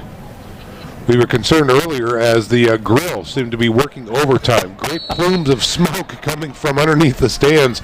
I don't complain about the smell, but the smoke was surely really something. Yeah, it was blowing right into the stadium here. Shotgun formation again now for Griffin. Hands the ball off. Here's a run across the 25 to about the 26 or 27. That'll be a pickup of a couple tough yards. And we'll see who the running back du jour. It's Kendall Davis back in there. Started the ball game. He's a freshman, 5'9", 180. Lucas Sparks, number 55. Started the day with 215 rushing yards, averaging just under 5 yards a carry. Picks up 3. 2nd and 7. Second down and 7. The ball at the Spartan 28. Again, the read option, and they'll hand the ball off. Davis tripped up. Nice play. Right at the 25, a loss. And Hemmelgarn just got enough and would not let go. Another tackle for loss by Hemmelgarn. He cuts that shirt tail in his vise, and he just does not let go. And you're not going to run a tackle by Hemmelgarn once he gets his paws on you. Nice to find out that he's 6'5", but more importantly, Sean, he's just a sophomore. Right. And Lucas Sparks is a junior, so they both have got some playing days ahead of them. Here's the throw to the right side. That one is on the money, and they are going to have another touchdown. Boy, that time Swain could not make the tackle. So Griffin's pass complete to number 85, Sean. That's Sean Calhoun. Missouri Baptist touchdown. So that is going to be. There is a penalty mark. Let's see about the penalty flag, but that one looks like it may stand up some 63 yards on the touchdown pass. Just incredible. It was great man coverage out there on the far side of the field, and the ball was contested for a moment, but the receiver, number 85, Sean Calhoun, really focused on that ball, was able to pull it in as the defender goes down, and then he ran it to the end zone. But it might be called back. There's a big talk right now at the 30-yard line of St. Francis. Randy Effner, our referee, with the rest of his crew, everybody out there gathered up. Flag was thrown at the USF 30-yard line. Kevin Downley out to the numbers, showing extreme interest in their conversation. So, Joe, just when we talked about limiting that big play ability and how the St. Francis is doing that way, watching the quarterback release that ball, he took a heck of a shot from Hemmelgarn, who was just half a step from getting another big sack. But he was able to get the ball away. Unnecessary roughness, number 25. Before the touchdown was scored, that will be 15 yards, first down. No touchdown. That was Kalen Petty called for personal foul, and that cost them 6. Again, number 25, Kalen Petty. We've talked about him here in this contest. He is their big tight end, 6'3", 250. Obviously doing some downfield blocking because the the flag was at the St. Francis 30. So he was going after a DB. That'll move the ball back to the USF 45. It is 1st and 10. And we have 6:50 remaining, but it'll remain, at least for the moment, 35-14 USF. Boy, huge penalty right there. Cost them 6 points on the scoreboard. That would have been the 3rd long-distance touchdown thrown by Gunnar Griffin. They want to run the ball. And it's a throw again, looking downfield, but this time USF has got better coverage. Shannon Swain against Sean Calhoun. You know, and if you're Missouri Baptist, why not go back and try it again? You only got 2 wins this year. That's right. But I will say, however, that their quarterback is getting hammered. Number 17, Gunnar Griffin, took a shot from Sparks that time as he released that ball. He's gonna, Coach, can we do something else here? Because I'm tired of getting pasted by the St. Francis defense. Yeah, that's a big price to pay even when you're throwing touchdowns. Right. You're going to feel that. That's going to definitely leave a mark. 2nd down and 10. Now they flip-flop Kendall Davis to the right side, read option. They give the ball to him, and he's tripped up at the 45 and falls to the 44. Kendall Davis, the ball carrier. And it will be third down and 8. The Cougars. They're going to have to do something about Hemmelgarn. I mean, he's just eating their lunch all day long. From the Cougar 44-yard line. Clock inside of 6.5 minutes. 3 wide to the right side for the Spartans. 1 wide here to the near side. Now they back away. Play clock is not started. Now it does, so they've got plenty of time. They've been victimized a couple of times, once on a delay of game. Now Davis sets up to the left, and here's a stepping up and throwing late, and that one, nobody really home that time on the throw, and Sean Lewis was closest to it. And brings up 4th down. You got to feel that Devin Griffin was feeling some pressure and heard those feet. Well, and again, as soon as he got rid of the ball, Hemmelgarn planted him into the carpet. I mean, that's 3 out of those 4 plays where he was absolutely punished. Wow. Eric's just saying hello, welcome to Fort Wayne. That's right. Glad you're here. Charles Gaston now has come up, and the Cougars put 10 men on the line of scrimmage here. Now they drop off a little bit. It'll be 4th down and 9. Hack back to punt. The rush is coming. Got it away short off the side of his foot, very high, and kicks again forward inside the 20. They kept it in bounds. It was Boswell who fielded on the bounce and brings it up close to the 20-yard line. Sean took a little chance there, but got away with it, and St. Francis will put the offensive unit back on the field now with 5:53 remaining in the first half. Well, more than impressed with the punting operation with Missouri Baptist there. Again, kicking it off the toe, and as soon as it hits the carpet when it comes down, it takes an immediate step forward.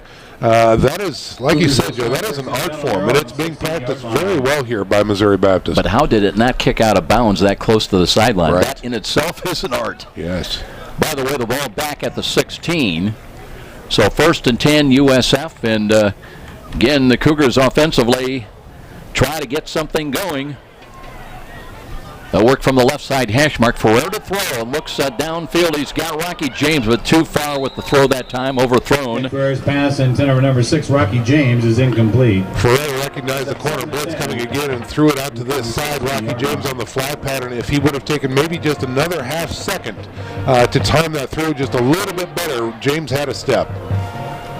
Coverage that time applied by Tristan Rosa, but James, as you mentioned, the ball's on target. He's got a chance to get some big real estate.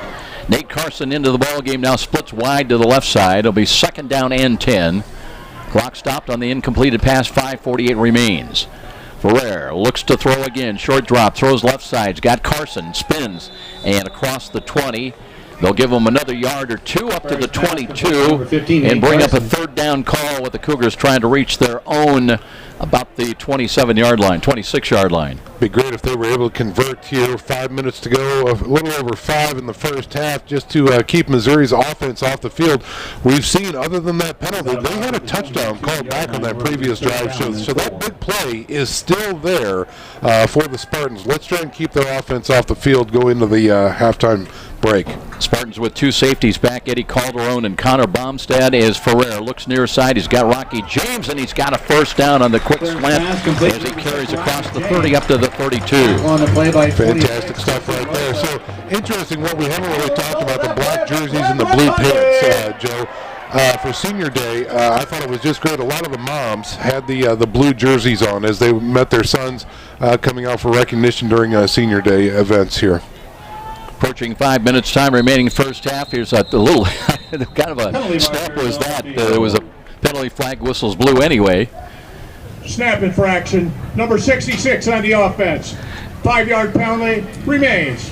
I don't know whether Brian Gegner kind of double pumped on that or it slipped out of his hand on a warm day or what, but that draws a penalty and moves the ball back to the 27.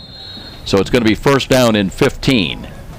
First time we've seen that, or at least me, all season, Joe. So maybe there was a bee on the ball or something. There you go. Bees aren't in town, are they? St. Ambrose? I think they're playing elsewhere today, but...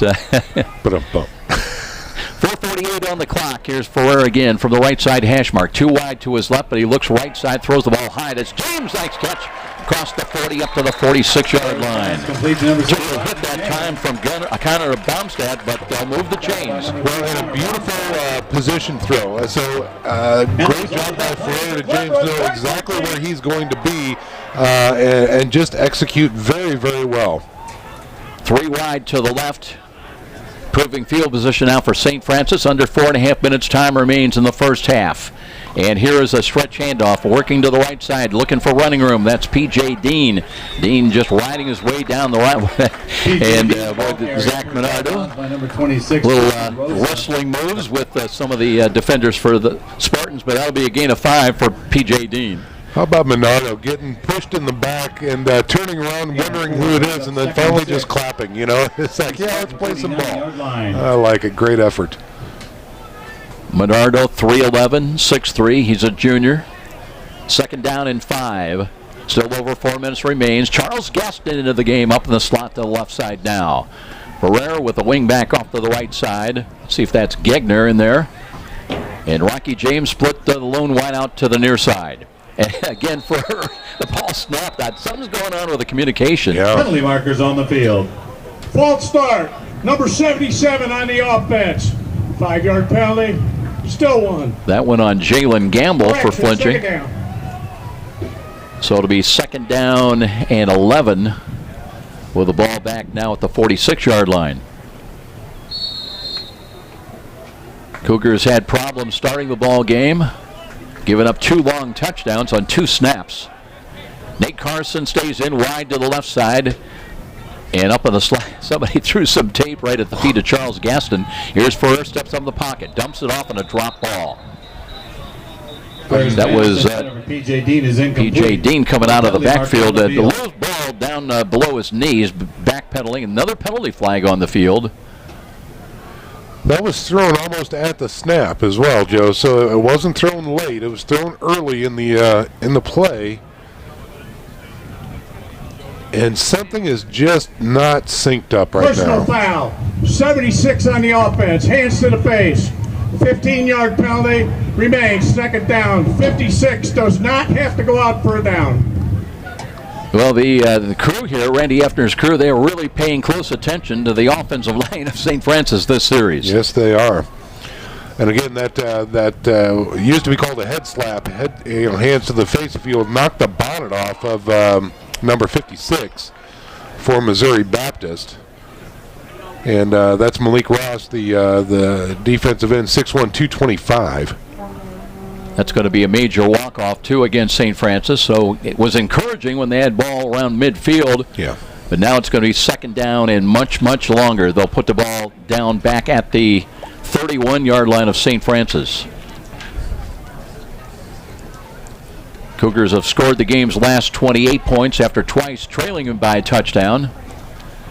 They'll stay with the same wideout, same formation. That's Gaston up in the slot to the left side, and Carson split wide of him. Rocky James in wide to the near side, and Ferrer to throw. Rush is coming, screens the ball. They've got to catch, but that's a pretty good defense as they catch him from behind. And the gain only up to the 34. That was Nicodemus, but they were all over him in a hurry. Yeah, great job that time for Christian Perez, and again another DN who was actually down on the carpet, was trying to turn around because he saw Ferrer setting up for the screen, was able to get off his knees that time and bring Nicodemus down from behind. Seth Coate now comes in up on the slot to the left side. It'll be third down and 22 at the ball at the 34. They've got to get to the 44-yard line of Missouri Baptist.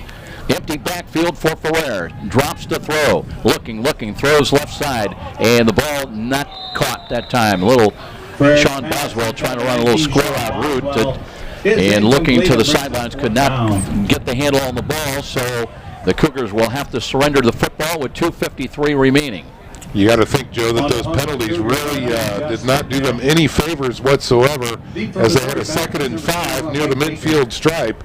And now they've got to punt the ball away and give Missouri Baptist the ball back with 2:53 to go. Mike Beekert comes on and punt return, waits at the 26 of Missouri Baptist. Spit nail to punt it away from the Cougar 22. Steps up into it, got it away, nice high booming kick. Beekert's got a call fair catch and does make the catch at the 25. Missouri Baptist with the ball, 2:46 on the clock. They trail it here on the road 35-14. Take over 1st and 10. Well, Joe, you know, they can score at will, or seemingly could at the beginning of this contest, and that last drive showed that the big play was still there for them. Plenty of time on the clock, 75 yards to go.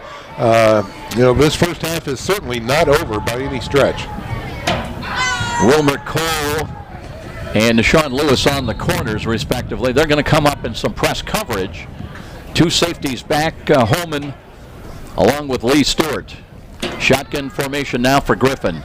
Looks to throw to a spot. That's a drop ball, incomplete. Spencer Coward had the coverage. Number 19, and Devin Griffin is incomplete. Devin Griffin unable to hold on. That was a low throw. Yeah, bad pass. 5-yard line. 2nd down and 10. Kalen Petty going to be split to the right side along with Sean Calhoun now on this 2nd down and 10 call coming up. This time the corners for St. Francis playing off a little bit, about 10, 12 yards. Blitz is coming though. They run the ball and Spencer Coward is right there. Yeah. Caught him from the backside, a gain of 1 to the 26. Interesting. I don't know if they're trying to set up the play action at this point, but the clock is not your friend right now if you're Missouri Baptist. And now they're facing a 3rd and long. And now we've got a timeout on the field. Oh, we've got a Spartan down. King, the ball carrier. Getting one of those linemen that you talked about it earlier, Sean, that they were just basically being beaten up, in particular by Eric Helmelgarn. Yeah, he's having a field day out there. I mean, that's just all there is to it. You can tell Helmelgarn's having a lot of fun because he is not really getting any resistance to the quarterback. Some initial, but boy, he is really making his presence known on each and every snap of the downs here. While they work on the injured Spartan down on the turf, 2:21 remains in the half. 35-14 St. Francis. Let's take a 30-second timeout. This is Cougar football on Redeemer Radio, WRDF 106.3 FM, Northeast Indiana. Hello, sports fans. This is Father Bob Garrow, chaplain at Bishop DeWanger High School. It is time to get geared up for our fall sports season. 70. Whether competing on the soccer field, golf, or cross-country course, volleyball court, or on the gridiron, we wish good luck and great sportsmanship to all our student athletes and their teams. May we become the saints we are called to be. Saint Sebastian, pray for us. Still 2:21 on the clock. The injured lineman was freshman Stephen Lopez, 6'3", 300 pounds. Does not look like he's coming back in, Sean, as he's having a lot of problems with a leg, trying to keep very little weight off of that. Yeah. Feel bad for that trainer, 6'3", 300. That trainer's working. Shotgun formation again. Here's Griffin, loads up, throws to the right side, and incomplete. Wilmer Cole reading it very well, had inside position. He's incomplete. But incomplete. They'll bring up 4th down in the USF. Still 2:11 on the clock. They'll get another chance, and they should get pretty good field position. Hats off to the defense for stuffing that drive. Previous play, 25. Kalen Petty was the intended receiver that time and was no good. Throw was off the mark, so the punt team is on. Tyler Hack coming in. Started the day with 53 punts, had 2 block punts. Cougars may have thought they could be able to get to him possibly. Boswell at the Cougar 40 and punt return, high snap, kick is away. Very high, wobbly again. And Boswell runs up to it, drives, and he buys ball, and he comes back and got it. Back around the 38, 37-yard line, and that's Sean, he was headed to the end zone. No problem, forgot the football. Yeah, that's exactly right, Joe. Boy, oh boy, it looked like he was just phoning it in, if you will, on that catch, Joe. He was already picked his lane. He knew what side steps he was going to make. He had mapped out his trail to the end zone and forgot the ball. You know, it's like the parts of a puzzle. You know what you're going to do when you catch the ball. You know where you want to run to. Got to have that first part. Got to have the football. Right. It's a process. So the Cougars have it 1st and 10 at the USF 38-yard line. Final regular season home game today on to Grand Rapids area next Saturday against a new team, the Davenport Panthers. They're 6-3, if you can believe that. First year. Here's the drop by Ferrer. Steps up in the pocket. Throws the long balls. Got McDowell down there. He's got the catch inside the 20. He's going for a score. One play, 1 touchdown, 62 yards, and the Cougars on the board once again. Simply incredible. He beat the double coverage. You had a corner on him and a free safety trailing. And McDowell, he is such a playmaker. Just a beautiful throw and catch from to McDowell. Well, the Cougars saying, you guys go vertical. Guess what? We can go vertical too. And Monte McDowell getting behind the defense and legging out the rest of the way into the end zone.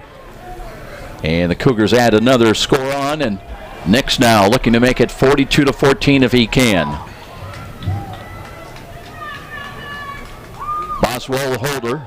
Here's the snap, and the kick is long enough on the way and good.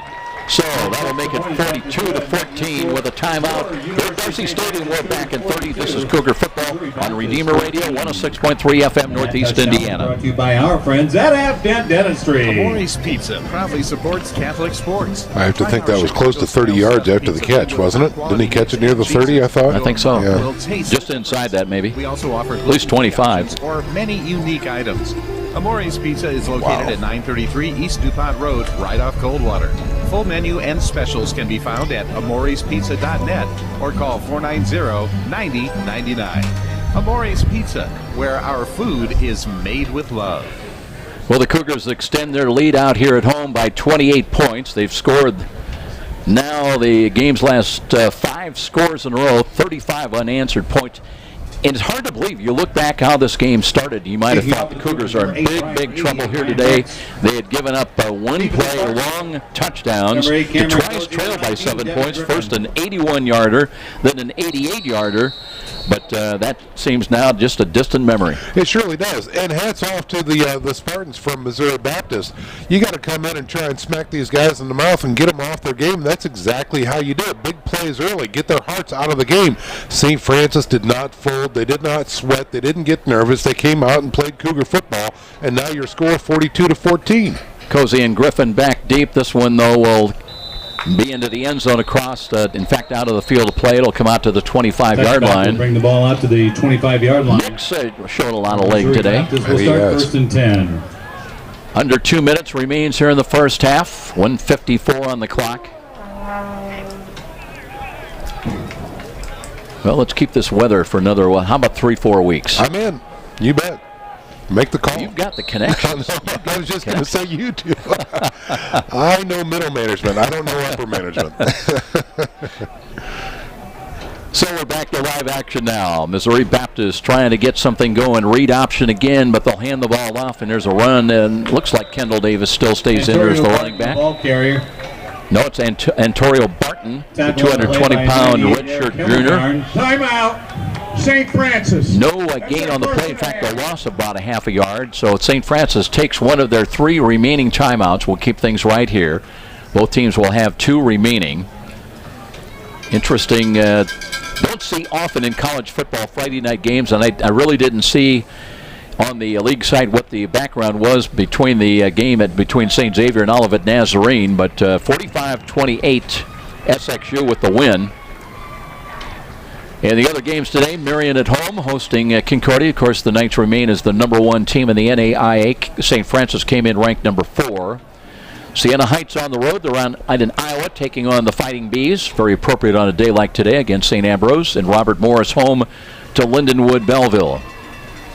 Joe, interestingly, when we look forward a little bit, the open date on 11/12, on the 12th of November, we should talk about that too when we have a moment about what that could be from an implication standpoint. Can work for you. It can work against you as far as the final rankings. Yeah. Martin stays in. They flip-flop him down to the right side, and they'll hand the ball to him, and he runs into another wall back at the 23, and he... second effort, he might got back to the 25. They're going to the ball carrier. blow the whistle just across the 25. The Cougars will take another timeout. That's a 2.5 seconds. And we might talk about that situation. And, there was, I think, 2 votes separated 4th-ranked St. Francis with number 5 Morningside. I'm not sure who the Mustangs have got coming up either today or next week in their regular season, or 2 more weeks, I should say, after today.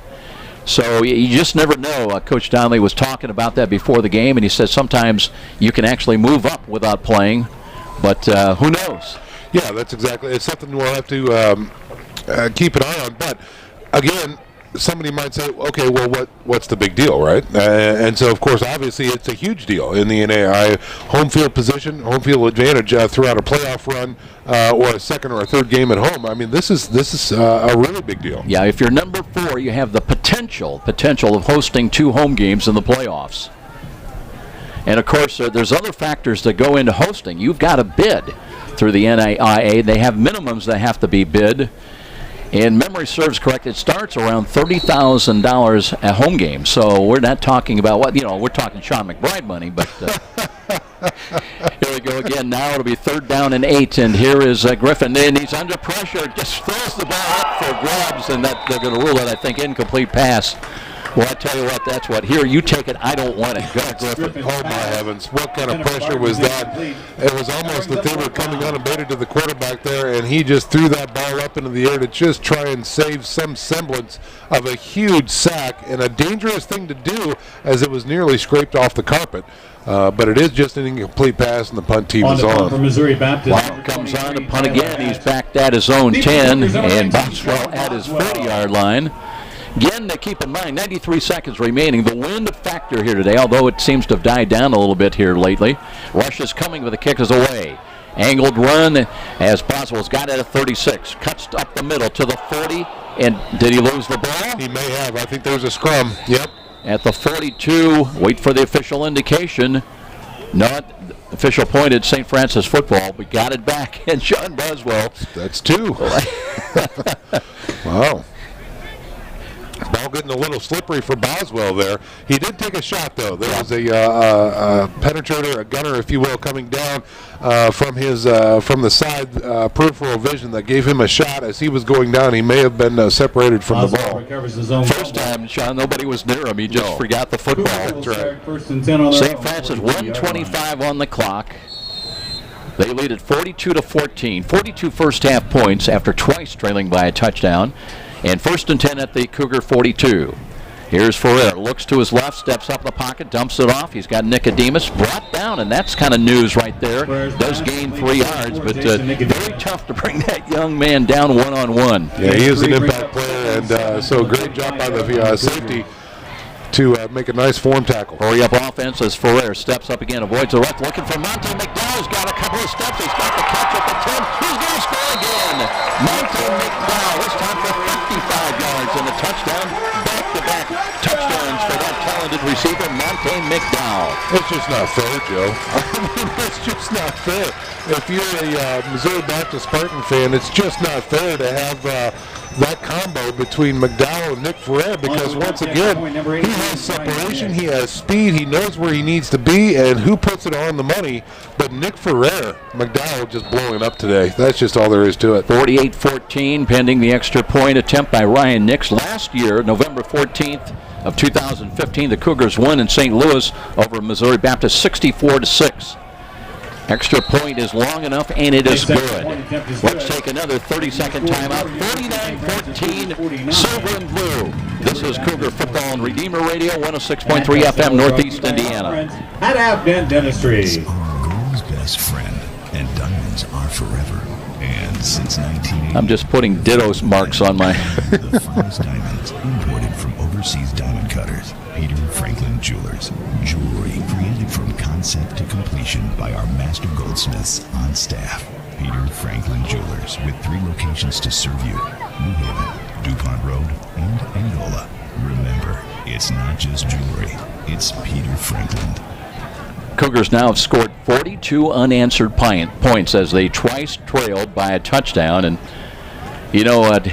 Sometimes you just wave that red flag in front of the ball, you can make them kind of angry. Yeah, that's exactly right. And again, we talked about it. I love the number 19, Devin Griffin. The game plan early from Missouri Baptist. Let's get up on the St. Francis Cougars early and try and ride this one out. And I think all they did was really upset the Cougars, and they're paying for it now. Cameron Cozy back in kick return along with Devin Griffin. And Nix will be trying to reach the end zone once again. Kickoff coming from the 35, driving kick again, end over end, and that one goes about 8 yards deep into the end zone across the end line. So that'll leave just under a minute time remaining in the first half. And Spartans will start first and 10 from their own 25-yard line. 49 first half points for USF now. And let's see again if the Spartans try to dial up long and go vertical. Well, we saw in that last drive the St. Francis defense calling timeout after first, second, and third down, and it clearly paid off. That was a great strategical move, or strategically, whatever. Easy for you to Good say. strategy. Cougars dropped 5 deep in the secondary. They screened the ball near side, a catch at the 25, and run their side. That was Isaiah King with number 12, Isaiah 2 King. quick touchdown catches against USF to start the ball game. Not so much. He's kind of shaking his head looking at the official. He thought maybe they took a out-of-bounds hit on him, but officials say no. P and the 6 brings up second. You know what? At least just wanted to say hello, and that's his way of doing it. So that is a gain of 6, though. Clock stopped with 53.8 seconds remaining. And again, shotgun formation for the Spartans. And they'll put the play in motion as Kendall Davis now flip-flops to the right side. They'll hand the ball to him and cuts it up, tripped up, got to the 30. And falling on him, Eric Hemmelgarn. Ball carrier brought down by number Hemmelgarn makes the Superman kind of I reminded him of Hulk Hogan. Yes. Did that kind of a... Yep, ripping off the jersey. St. Francis. Yep. That's their third and final of the half. Cougars do take a timeout. It'll bring up 3rd down and 5. We'll keep things right here with just 47.9 seconds to play here in the first half. And you would wonder, you'd love to be, one of these bees that's flying around here today, down after the Cougars gave up those 2 long touchdowns. I have, when I was up at Concordia a couple of years ago, worked from the sidelines. You did not want to be with a live mic, and that's when things were going well. I can imagine the tone that was delivered to the Cougar secondary, after those 2 touchdowns given up. Right.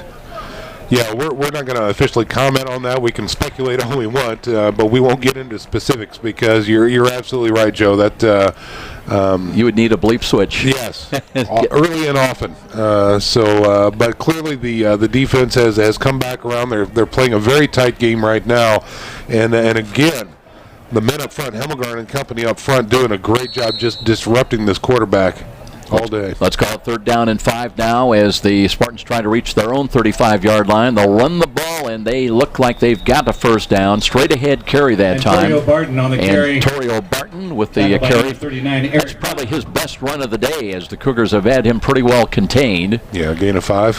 Clock not started yet. Now they'll run it, and we're inside of 40 seconds time remaining.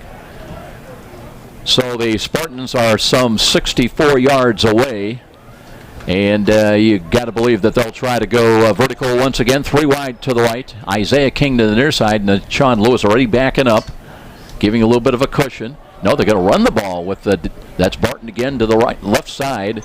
Nudges across the 35 to the 37. A little surprised with that call. And now the clock runs with 12 seconds. We may not see another snap of the football. I don't think we will, Joe. They're taking their time. They're already undoing their bonnets. They're done.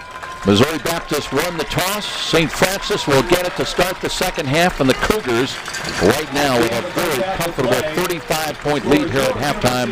Didn't think we'd see that early on, but it's 49-14 USF, ranked number 4, and headed to the halftime dressing room. We'll be back with our halftime presentation. This is Cougar Football on Redeemer Radio, 106.3 FM, Northeast Indiana.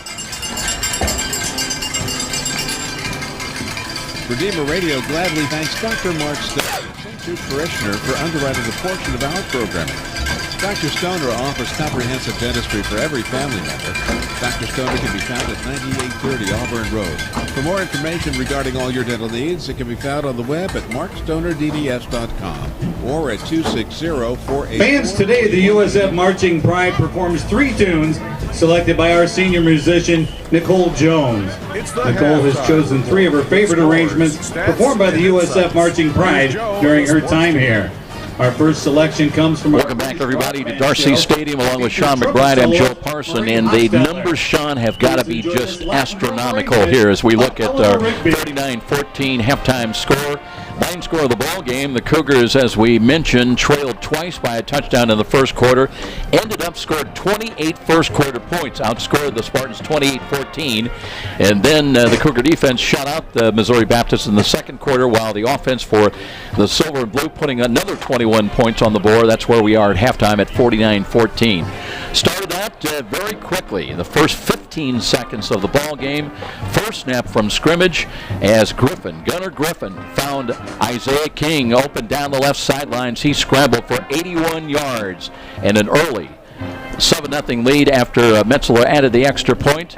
Cougars would come back on a screen pass, 32 yards, touchdown from Ferrer to Aaron Harris. And that took them 3 plays to get into the end zone. So with 13:57 remaining, remember that's just little more than 2 minutes into the game. It's a 7-7 tie. Nix adding his first of many extra points in the first half.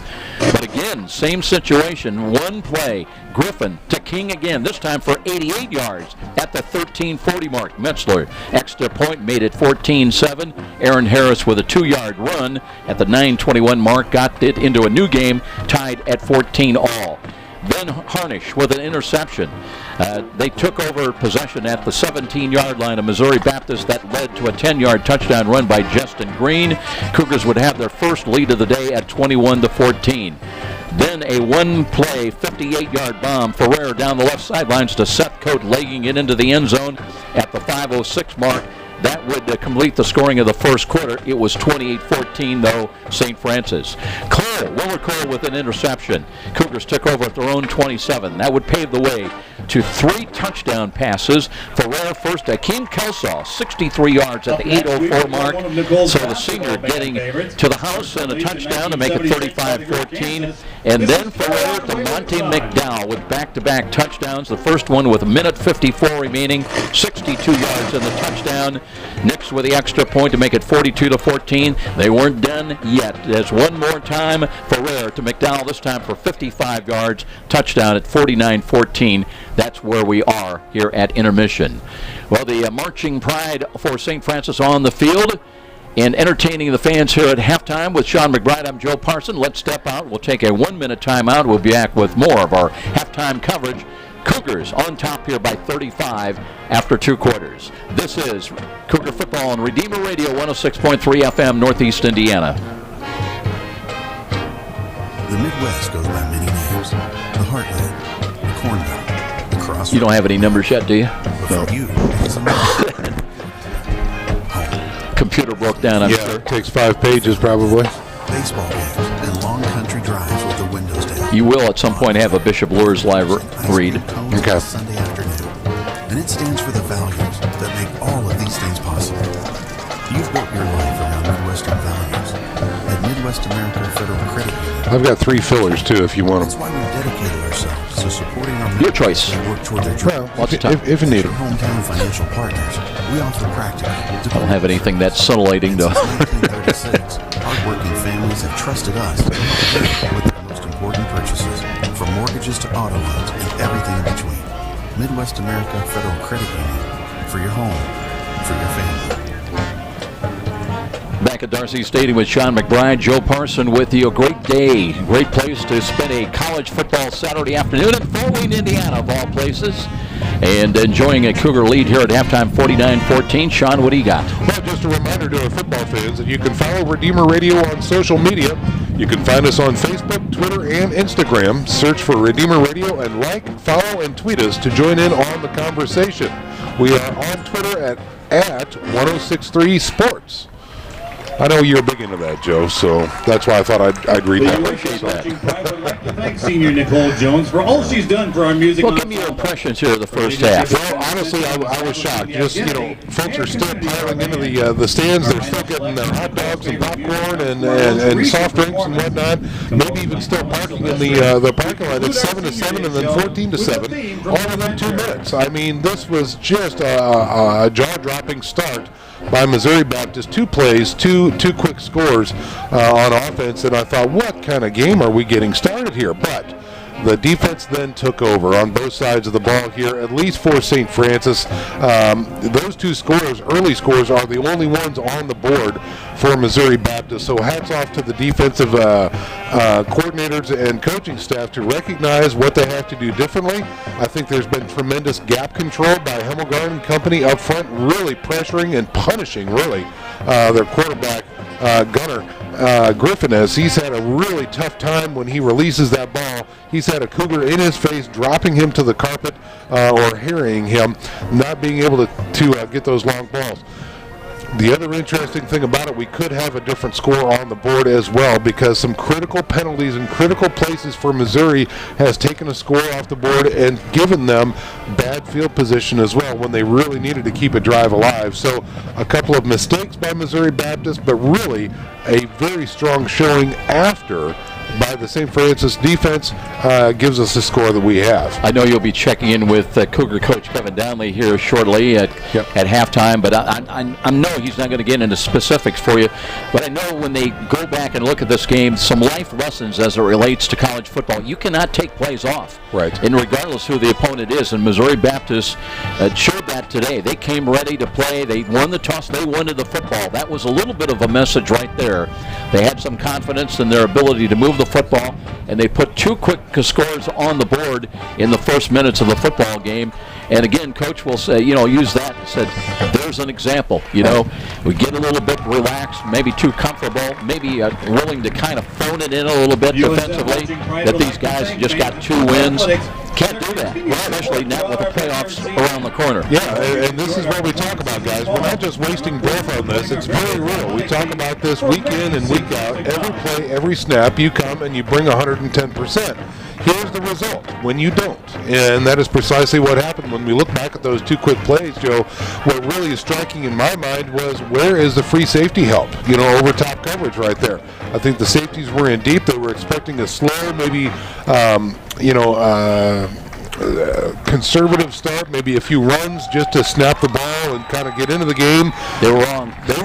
That's exactly right. And they got burned by it. So, again, the coaches will reinforce that message each and every play, each and every snap, 110%, and let's go play some Cougar ball. I think that has been message received and acted upon, because, again, as this first half has developed, the Cougars have really flexed their muscles on both sides of the ball, and now we see that 49-14 score.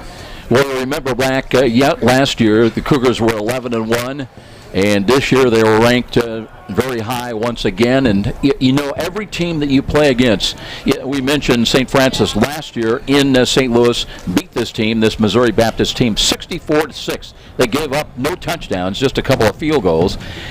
Teams have a habit of remembering that. This is kind of a circle date. Whatever the reason, teams, more often than not, we saw it with Robert Morris, they seem to play a little bit better here, away from home, than when St. Francis goes to those respective away cities. So Missouri Baptist, hats off to them. They came loaded for bear here today, and certainly caught the Cougars' attention early on in this game. That they did. It'll be interesting to talk to Coach about their halftime interview to see what they want to do here in the second half on Senior Day. And we just got from Bill Scott the first half stats, so let's run it down for everybody right here, and we'll just do a comparison based upon category right here. We will start with first down. St. Francis doubling the effort over Missouri Baptist, 16-8 for the first down category. This is interesting. On the ground, not doing so well on both categories, really. 14 rushes for 59 yards on the ground for St. Francis, 20 rushes and only 16 yards on the ground for Missouri Baptist. Again, we talk about the big uglies up front for the St. Francis defense doing a fine job that way. Passing, a little different story. 389 yards through the air for St. Francis, 223 yards in the air for Missouri Baptist. When we look at Nick Ferrer, 19 completions on 25 attempts, 9 completions on 21 attempts for Missouri Baptist, and 2 interceptions. Ferrer clean on the day. So total offense, 41 plays, 239 yards for Missouri Baptist. For your St. Francis Cougars, 39 plays, 448 first half yards. Wow. Yes. That is a first half tally right there, ladies and gentlemen. Punting, 2 punts for Missouri Baptist, 13 yards, and 5 for 10 for St. Francis. That's return yards right there. Kickoffs, 4 kickoffs for 59 yards. Returning for Missouri Baptist, St. Francis has returned 2 kickoffs for 63 yards. Interception returns there. 2 interceptions for St. Francis, returning for 16. And, on punts, Missouri Baptist has to punt 6 times, averaging 37 yards per kick that time. St. Francis only punting 3 times for 38 yards on average that time. Missouri Baptist has fumbled the ball and not lost it. St. Francis with 2 fumbles and lost 0. Penalty yards, pretty clean so far. 5 penalties for Missouri Baptist, 56 yards. 4 penalties for the Cougars for 30 yards. Possession time. This is very interesting, Joe, considering the score on the board. Missouri Baptist has held the ball more than St. Francis. Now, it's very even. It's very close. 15.5 for Missouri Baptist, 14.5 for St. Francis. So 1 minute differential. And considering the 49-14 score, that is saying something right there. Third down conversions, 3 of 11 for Missouri Baptist. Really not getting it done on third down, whereas St. Francis at 50%, 3 of 6. Red zone scores and chances, 0 for 1 for Missouri Baptist, and St. Francis 2 for 2 for the game team totals right there. Wanted to take a look. I went to the record books when you mentioned 448 total offensive yards for St. Francis in the first half. If you're looking to the record in a game, it was back in 2007 when the Cougars played against William Penn, and they racked up 797 yards of total offense. So they've got a ways to go, yet they would need another 300-plus yards. Not that necessarily that's an objective in this ball game. Right, but it is a possibility. With 448 in the first half, let's check out some individual statistics here for the University of St. Francis. On the ground, Aaron Harris with 6 carries, net of 30 yards. Justin Green with 5 carries for 23 yards. Both of those guys have a touchdown on the day. P.J. Dean with 3 carries and 6 yards right there. In the air, Nick Ferrer going 19 of 25, 389 yards in the air, and 5 TDs.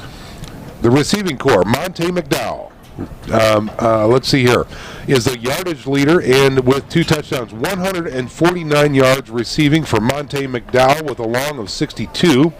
Seth Coate has 4 catches for 82 yards and a touchdown. Jason Nicodemus has 4 catches for 26 yards, and the senior Akeem Kelsaw with 2 catches for 64 yards and 1 touchdown. His long is the long of the day at 63 yards. Josh Spitnell, the punter out of Snyder High School, 3 punts on the day with an average of 38.7 yards for a total of 116 yards. Punt returns, Sean Boswell has 5 for a total of 10 yards. Kick returns, Jason Nicodemus with a 30-yard return and Justin Green with a 33-yard return that way. Tackles, the guys on defense right here. Pearson Harnish leads the team with 9 total tackles. Eric Hemmelgarn has 8 with half a sack and 4.5 tackles for loss. Eric Dutton has 5 tackles, and Spencer Coward has 5 tackles as well. Let's go to the other side of the ball with Missouri Baptist, the Spartans here. On the offensive side of things, in the ground game, Antonio Barton has 6 carries for a net of 16 yards. His longest was 6, averaging 2.7 yards per carry. Kendall Davis had 9 carries for a net of 10 yards. Austin Schultz had a carry for 4 yards, and Carl King had a carry for 2 yards. Gunnar Griffin, 9 for 21 with 2 picks on the day, 223 yards through the air, 2 touchdowns, a long of 88 yards, and 1 sack. He's thrown to Isaiah King 3 times for 176 yards. He caught both of those touchdown throws with that long of 88. Kalen Petty had 3 catches for 34 yards. Sean Calhoun, 2 catches for 11. And Devin Griffin had a catch for 2. Their punter was very active today. Tyler Hack, 6 punts, 222 yards total, an average of 37 yards with a long of 46.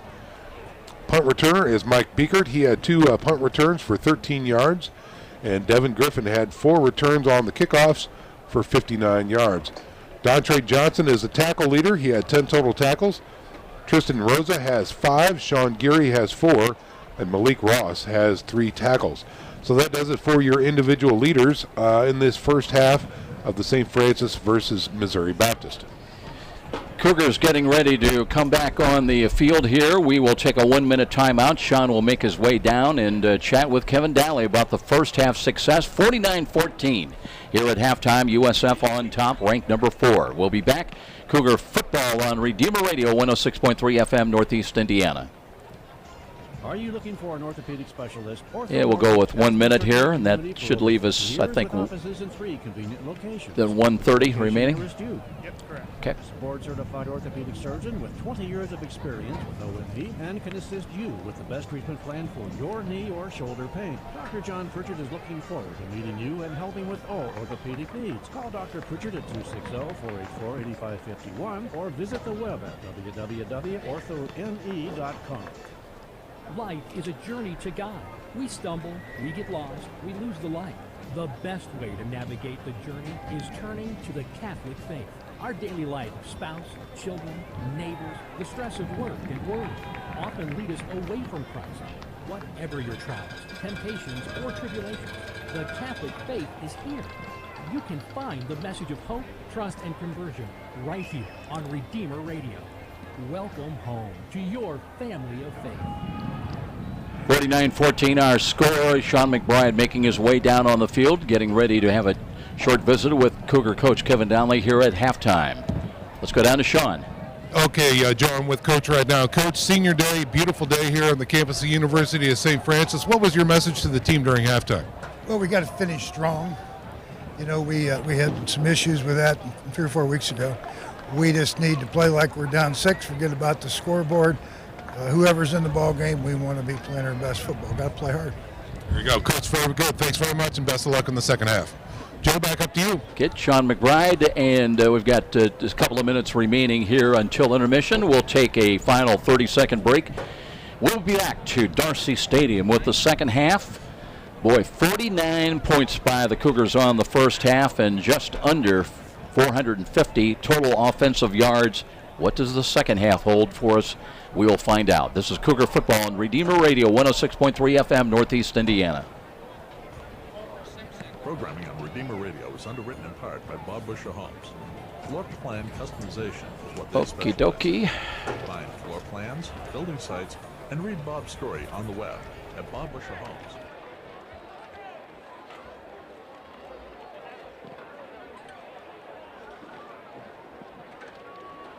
Bob Busher Homes can be reached at 260-490-3355. Well, still very pleasant here at Darcy Stadium. Clouds though moving in a little bit, so we don't have the sunny skies we saw earlier. But what a college football Saturday afternoon here in Fort Wayne. Missouri Baptist won the toss. They wanted the football, so the Cougars will get it to start their second half. You probably caught the point of emphasis by Kevin Donnelly there in his conversation with Sean McBride, saying we've had some problems in the past with finishing in second half performances. Now, that didn't happen against Concordia, as it was lights out for USF in the second half. So we'll see what happens here in the next 30 minutes of this 60-minute ball game. Again, if you're just joining us, Cougars fell behind twice by touchdowns on long scoring bomb touchdown throws from Gunnar Griffin and both to Isaiah King. They had a 14-7 lead on USF with 13:40 remaining in the first quarter. But the Cougars responded with getting a couple touchdowns of their own to tie the game up, and then they have basically said goodbye to the Spartans, scoring 42 unanswered points to lead it now 49-14. Spartans just coming out of the field now with the bulk of their team, so we'll be getting this one underway here very, very quickly, very shortly. Cougars complete the regular season next Saturday. They'll be in the Grand Rapids, Michigan area of Caledonia, Michigan, taking on the Davenport Panthers. Davenport, a new entry into college football. 6-3 going into action today. And already some of the folks online were projecting the possibility of a first-year Davenport team qualifying for the playoffs. Of course, they would need wins, and most notably probably next week over St. Francis. But they have beaten a couple of teams. They beat St. Xavier in Chicago 20-7. That gets your attention. The Panthers have had a very, very good first-year program, albeit first year. Well, Marcus Stepp looks like he's going back. Let's see if he's going to be in punt return or kick return here. Normally Justin Green is back. Well, Justin Green now coming out. So Aaron Harris and Jason Nicodemus will be the up backs. And then Green will be the deepest, lining up somewhere inside his own 10-yard line. Just about ready to go to work now to start the second half. Give Sean McBride a chance to catch his breath, making that long walk up. Unless he stopped to get another big fish sandwich. That's always a possibility. 36 steps, Joe. I can tell you that. Counted every one of them. Burned into my memory. Here we go. Here comes the kick. Looked like they might have been offside. Green trying to locate it, got by him and kicks to the sideline and out of bounds. That'll be a penalty. The Cougars will have a first and 10 at their own 35 unless they want to re-kick. And interesting that wind kicking up again because Justin Green thought he had it lined up visually, but then it was just the wind was blowing it away from him. Yeah, it is. It's a factor down there. Just being down on the field right there, it is constant and it is gusty as well. So it looks like St. Francis will have it kind of, it's more of a crosswind, but a little bit at the furthest back to start the third quarter here. It seems as we look at it. Kick out of bounds by the kicking team. The ball will be placed on the 35-yard line. First down. Started to say as we look at it from the press box here, wind looking from west to east kind of pushes that ball to the far side, and it's affected the throws, although it didn't affect Gunnar Griffin on those first two throws for touchdowns. Now here they come. Here come the Cougars. Motion. Makeem Kelsaw's got a touchdown today, but they'll hand the ball off to Green, and Grix went off to the left side, 35-40, in a foot race to the 45-50-yard line down the left sidelines. They finally catch up to him. And he stepped out of bounds all the way to the 43-yard line of Missouri Baptist. Just tremendous speed on display right there. You have to think that Missouri Baptist comes out of the locker room with their dabbers down.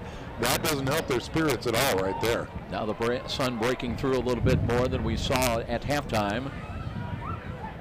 Cougars already kind of limbering up some. Jacob Coker looks like he's warming up, and we'll see if and when he comes into the ball game. One of the trio of freshman quarterbacks that Kevin Downley's got in his stable of backups. First and 10 at the 43-yard line are the Cougars of Missouri Baptist. Ferrer has Akeem Kelsaw in motion again, but he went to throw deep. Looking, throws downfield. Looking, and this one overthrown, incomplete, looking for Rocky James. Instead of number 6, Rocky James. Well covered that time. He had two deep coverage that time with the corner and the safety back there for help. James was able to get behind him by half a step, but that ball was overthrown too. Nick out flexing his arms, just trying to, again, limber up a little bit more on that long throw. And it'll bring up second down and 10 with the ball at the Baptist 43-yard line. Great protection on that play by the guys up front, giving Ferrer plenty of time. Carson in wide to the right side. Nate Carson in there. And here's Ferrer to throw. Looks to the near side. He's got a fingertip catch by Coate. And steps out of bounds. Little score pattern run. Inside the 35, they'll mark him down to about the 34. Call that a gain of 9, bringing up third and short, I believe, here for St. Francis. But again, a great way to start the third quarter here. These first drives are critical to set the tone for the second half of the game, and St. Francis so far seems to be not losing a step. Nicodemus sets up on the left wing. The running back is Justin Green. Green with a rushing touchdown in the first half. Nicodemus in motion, left to right. They'll run that way with Green. Cuts off in the middle, 30-25. Backpedals his way. The tackler was actually carrying Justin Green down forward for an extra yard or two, and they'll mark the ball at the 28 at the 28-yard line. Tried to get in there and strip the ball. He tried to hook his arm, and as he did, he spun around. And like you said, Joe, dragged him forward. Not a problem that way. Just outside the red zone now with a fresh set of downs. I said 28, but it's actually 23, but first and 10. Coate is in, but this time tight to the right side. One wide out to the right side as well. Carson wide to the left. And Nicodemus on the wing again to the left side. He does not come in motion. And here's a play action fake. They'll throw in the middle. The touchdown catch. That's Seth in the tight end position for 24 yards and a touchdown. His second touchdown catch of the ball game. Beautiful throw and execution by Coach that time. Just to see that straight down and then start to curl in. And Nick Fair just delivered a frozen rip right over the middle. Coach just caught it right in stride, right at the end zone, and a quick 6. And just again, business as usual for the St. Francis high-powered Cougar offense. That is a touchdown toss number 6 on the day for Nick Ferrer. Having a big ball game here today. And now Ryan Nix, who's had a busy day with extra points and kickoffs. He gets ready to try to add the 56th point of the ball game on the way, end over end, and it is good. So, good start for St. Francis to begin this second half. They're up 56-14. We have a timeout, and we'll be back in 30 seconds. Cougar football on Redeemer Radio, 106.3 FM, Northeast Indiana. You can help support your Catholic parish or school with Notre Dame Federal Credit Union's Elevate program. You'll not only enjoy excellent personal service and save money with your new loan or credit card, you'll also be giving money back to the participating parish or school you care about. Notre Dame Federal Credit Union Elevate all participating parishes or schools. Elevate can be reached at 844-230-6611 or visit us online at ndelevate.com. Independent from the university. Cougars now have scored the game's last 49 points in a row. Well, and looking at doing the math, starting that drive on the 35, that pushes their total offense up to 513 yards on the day, Joe, and that is their first drive in the third quarter. So lots of time left on the clock and in this game to see if in fact they can get close to that game record. Devin Griffin and Cameron Cozy backing kick return. They wait inside the Spartan 5-yard line. Nix will kick it off from right to left as we look at it. Still a long way to go in this one. Cougars scoring on their first possession to begin the second half. Nix now hits it, drives it near side. That one will go into the end zone, and it'll be a touchback. And boy, Nix trying to keep it away that time from Griffin, and did so. It'll be 1st and 10 at the Missouri Baptist 25. Well, he's been harried all day. It'll be interesting to see Gunnar Griffin, the quarterback for Missouri Baptist, coming out here. If, in fact, it will be him. He took a lot of shots in that first half, Joe. And, again, maybe not a whole lot of, tackles or sacks, I should say. But even as he's releasing that ball, he was punished for being the quarterback today. A week ago at home, they used a couple of quarterbacks, including William Rich. He was 4 of 10 through the air with 81 yards but 2 interceptions. But they stay with Griffin. Read option again, hands it to Barton. Try to angle to his left, and where he ran into a wall right about the 25. They may give him a half a yard just across the 25-yard line gain. Yeah, again, not much there. They offset him to the right, then go left. And that corner is just a lockdown corner. Sparks is out there, and the linebackers are flowing very, very nicely. Cam Shackelford in at left defensive end. Now they flip-flop Barton to the left side of quarterback Gunnar Griffin. Wants to throw and looks over the middle, and there's a low throw. They're trying to find Kalen Petty at 6'3", but closest to the ball, really a great position to defend was Jerome Holman. Yeah, he was right there. Actually had the interior line on that throw. Again, not a good pass at the carpet, and the big man can't go down and get it. And like you said, Joe, Holman was actually closer to that ball. So it'll be 3rd down and 9. As far as 3rd down conversions in that first half, the Spartans were 3 of 11. They were just 1 of 11 last week at home against St. Ambrose. 3rd and 9, and here is Griffin throws the home run ball near side, but that one, Shannon Swain had it in his hands, in and out, and he pounds the turf. He was on his interception of 9. Sean Calhoun was the intended receiver. It'll bring up 3rd down. And Sean Calhoun became the intended defender. It was actually Calhoun who knocked that ball out of the hands of the corner that time, and did not. He saved the interception. Brings up 4th down at punt formation, number 23. So Spartans go 3 and out. They'll have to kick the ball away. Tyler Hack has been a busy man today, punting the football away. Done a good job. He waits at his 11. And Sean Boswell setting up at the Cougar 43-yard line. Waiting for the snap, and here it is. Not much of a rush. Shorter kick this time, wobbly ball. That's going to hit, takes a bounce, picked up by Boswell at the 43. And one thing that Missouri Baptist has done pretty well today is they have really covered punts very well, I thought. I agree. You know, Boswell is dangerous back there, and he is a risk taker, you know, and that's what makes him dangerous as well. But again, 2 or 3 Spartans back there at the point of attack, and really Boswell not able to get really anything going on punt returns. That's their 7th of the day right there, Joe, and it's, that was their first drive of the third quarter. 44-yard line. Cougars will have it 1st and 10. They'll spot it at the 44-yard line, and they're going to stay with the first-team offense. That includes Nick Ferrer, quarterback right now. We do see a new number, and that's Trevon Carr. He's part of a 3-wide package to the right side, as Ferrer looks to hand the ball off, and here is Aaron Harris. Harris reaches the 45 and maybe gets another yard up to the 46-yard line. Offensive line, basically the first troops in there. Yeah, let's see, Connor Holcomb is now in at guard. He's 6'1", junior, 270. Menardo stays out there. Rocky James checks into the game. Up in the slot to the right side will be Sean Boswell. 2 wideouts to the right. 11:54 remains in the third quarter. Ferrer, long count from the line of scrimmage now. Looking, and short drop, screens the ball. And they've got Carr. Carr gets away from one, gets back to the line of scrimmage, and that's about it.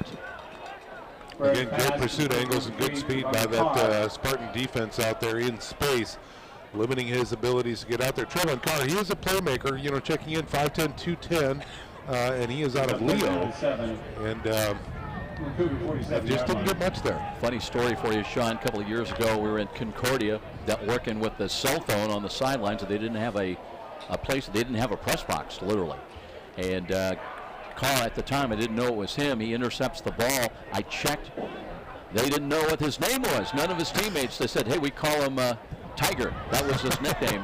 Ferrer under pressure had to throw it away about 4 yards deep into the bench, behind the bench of Missouri Baptist. So they'll bring up 4th down, and the Cougars will have to kick the ball away. That is the first time we've seen Nick Ferrer get any type of pressure all day, Joe, and that time he was flushed from the pocket, flowing right, and just had to get rid of it. So interesting that time that it comes this from deep into the game, that Nick Ferrer has to dump the ball.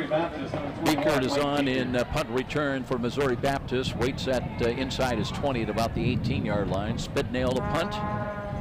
And waiting for the snap at the USF 33. Low snap, picks it off the turf and got it away. High, wobbly ball. Wow. Beekert just lets that one take a high bounce and into the end zone. I thought the gunner could get down there and get that ball. He was streaking down there. That was Emmanuel Evans, who is a fly specialist out of Broad Ripple. Took a nice high bounce, but Spitnail really launched that one. I thought he might be able to get it as it was coming down, but it went into the end zone. So touch back, and here we go. So the offense for the Spartans trots out on the field. They'll stay with Gunnar Griffin in there at quarterback. It looks like now they'll bring in Austin Schultz as the running back. 200-pound junior, actually led him with 207 rushing yards along with 68 carries to start the game. And the ball up the middle, and he's got a little running room as he backpedals across the 25 and spins his way up to about the 27. 39 Austin Harris again with the tackle that time, but not before a nice 7-yard gain. One of the best runs of the day. And it's interesting why they would go with Antonio Barton for so long. When they have a rusher like Austin Schultz on the field, he just hits that line much quicker. Had 6 carries at home last week for 18 yards against the Bees. Second down after a gain of 6. They'll go to him again. Schultz trying to go off tackle. This time runs into a wall right about the 28. So it'll bring up 3rd down. Call it no gain. Still 3rd down and 3. They move the ball back to the 27. Never reached the 28. Brings up 3rd down and 3. Sparks and Dutton on the tackle that time for the Cougars. And now Kendall Davis comes back in. They'll flip-flop Kalen Petty and bring him wide to the short side to the left. Part of a 3-wide package of receivers. Needing about 3 yards, trying to get to their own 30-yard line on this snap. Davis sets up, flank to the right side of the quarterback. Griffin looks to throw, and he's got a wide open catch. That's Petty, I believe, out of bounds, and they'll move the chains. Missouri Baptist does pick up a first down. We've got a flag, though, in the backfield, Joe, thrown by the referee. Randy Effner, our referee today. Holding. Number 76 on the offense. That's a 10-yard penalty. Replay. Third down. So that negates the first down. It will still be third down. And much longer, though, now for the Spartans. The walk-off will bring the football back inside the 20 to the 17-yard line. That's their 6th penalty on the day, Joe, for 66 yards. 9:30 remaining here in the third quarter. 56-14. Cougars scored on their first possession to begin the second half. Seth Coate on the receiving touchdown. Here's a screen coming near side. That's a low ball and wide of the intended receiver. Coming out of the backfield was Kendall Davis. No chance on that one, so penalty really hurts. They had the first down wiped out. Now, fourth down and long, they'll have to kick the ball away. Well, and again, we see that quarterback, Gunnar Griffin, having to pick himself up off the carpet after that throw. Sparks got in there and brought the run, and it's got to be wearing on him. Seems to me you said that once or twice today. Yeah. He's going to have a blue tint on his front of his jersey. So at the 2 now is Tyler Hack, looking to kick the ball away. I mentioned he's been busy here today. Late rush coming, but a high floating kick. Boswell at the 48. Reverses ground. Now comes back to the near side. Cuts it up back to the 50. Tried to go to the right side and nailed at about the 49 of Missouri Baptist. So that is where the Cougars will have very good field position once again with just over 9 minutes remaining in this third quarter. Up here, 56-14 on Missouri Baptist. I think somebody lost a helmet again, and I think so. Got to go out for a play. Short field now for St. Francis as they come out onto the field. And here we go. We've got changes in the lineup. We will see Clay Cenarius come in at quarterback now, the 6'4 freshman. He's out of Waterford, Michigan, Our Lady of the Lakes High School. Cenarius on the year, 9 of 13 for 96 yards. Little motion by Gaston in now to the near side. Stretch handoff and a cutback to the right side. And tough yardage. P.J. Dean, the ball carrier. P.J. Dean, they say, got the handoff, and he works down inside the 47-yard line to just outside the 46. Going to have to get out the roster, Sean. Yeah, I was going to say, we've got some new faces up front. Anthony Wilkerson, number 69 in there. 6 foot, 310-pound senior out of Lima Central. Jacob Coker also trots onto the field. And let's see if he's going to actually work now at quarterback, or we've got something a little strange. That was a gain of 3. Second down and 7. Gaston in motion again. Right to left. Play action fake. And it is Coker. Rolls to his right. He'll pull it down and run. Well, was he hit out of bounds? 15, Jacob Coker. Looked close, but they say no harm, no foul. And he does gain yardage down to about the 46 where he stepped out of bounds. Yeah, not much there. Still going to bring up a 3rd and long now for the St. Francis Cougars. Interesting, both Coker and Cenarius are on the near sidelines. And they're going to rotate quarterbacks every snap right now. Clay Cenarius back on the field. Never seen that before. Well, it takes a little more time to do that. And, St. Francis enjoying a significant lead at this point. No reason to rush things now. Will Chrisman out of DeKalb into the game now, wide to the left side.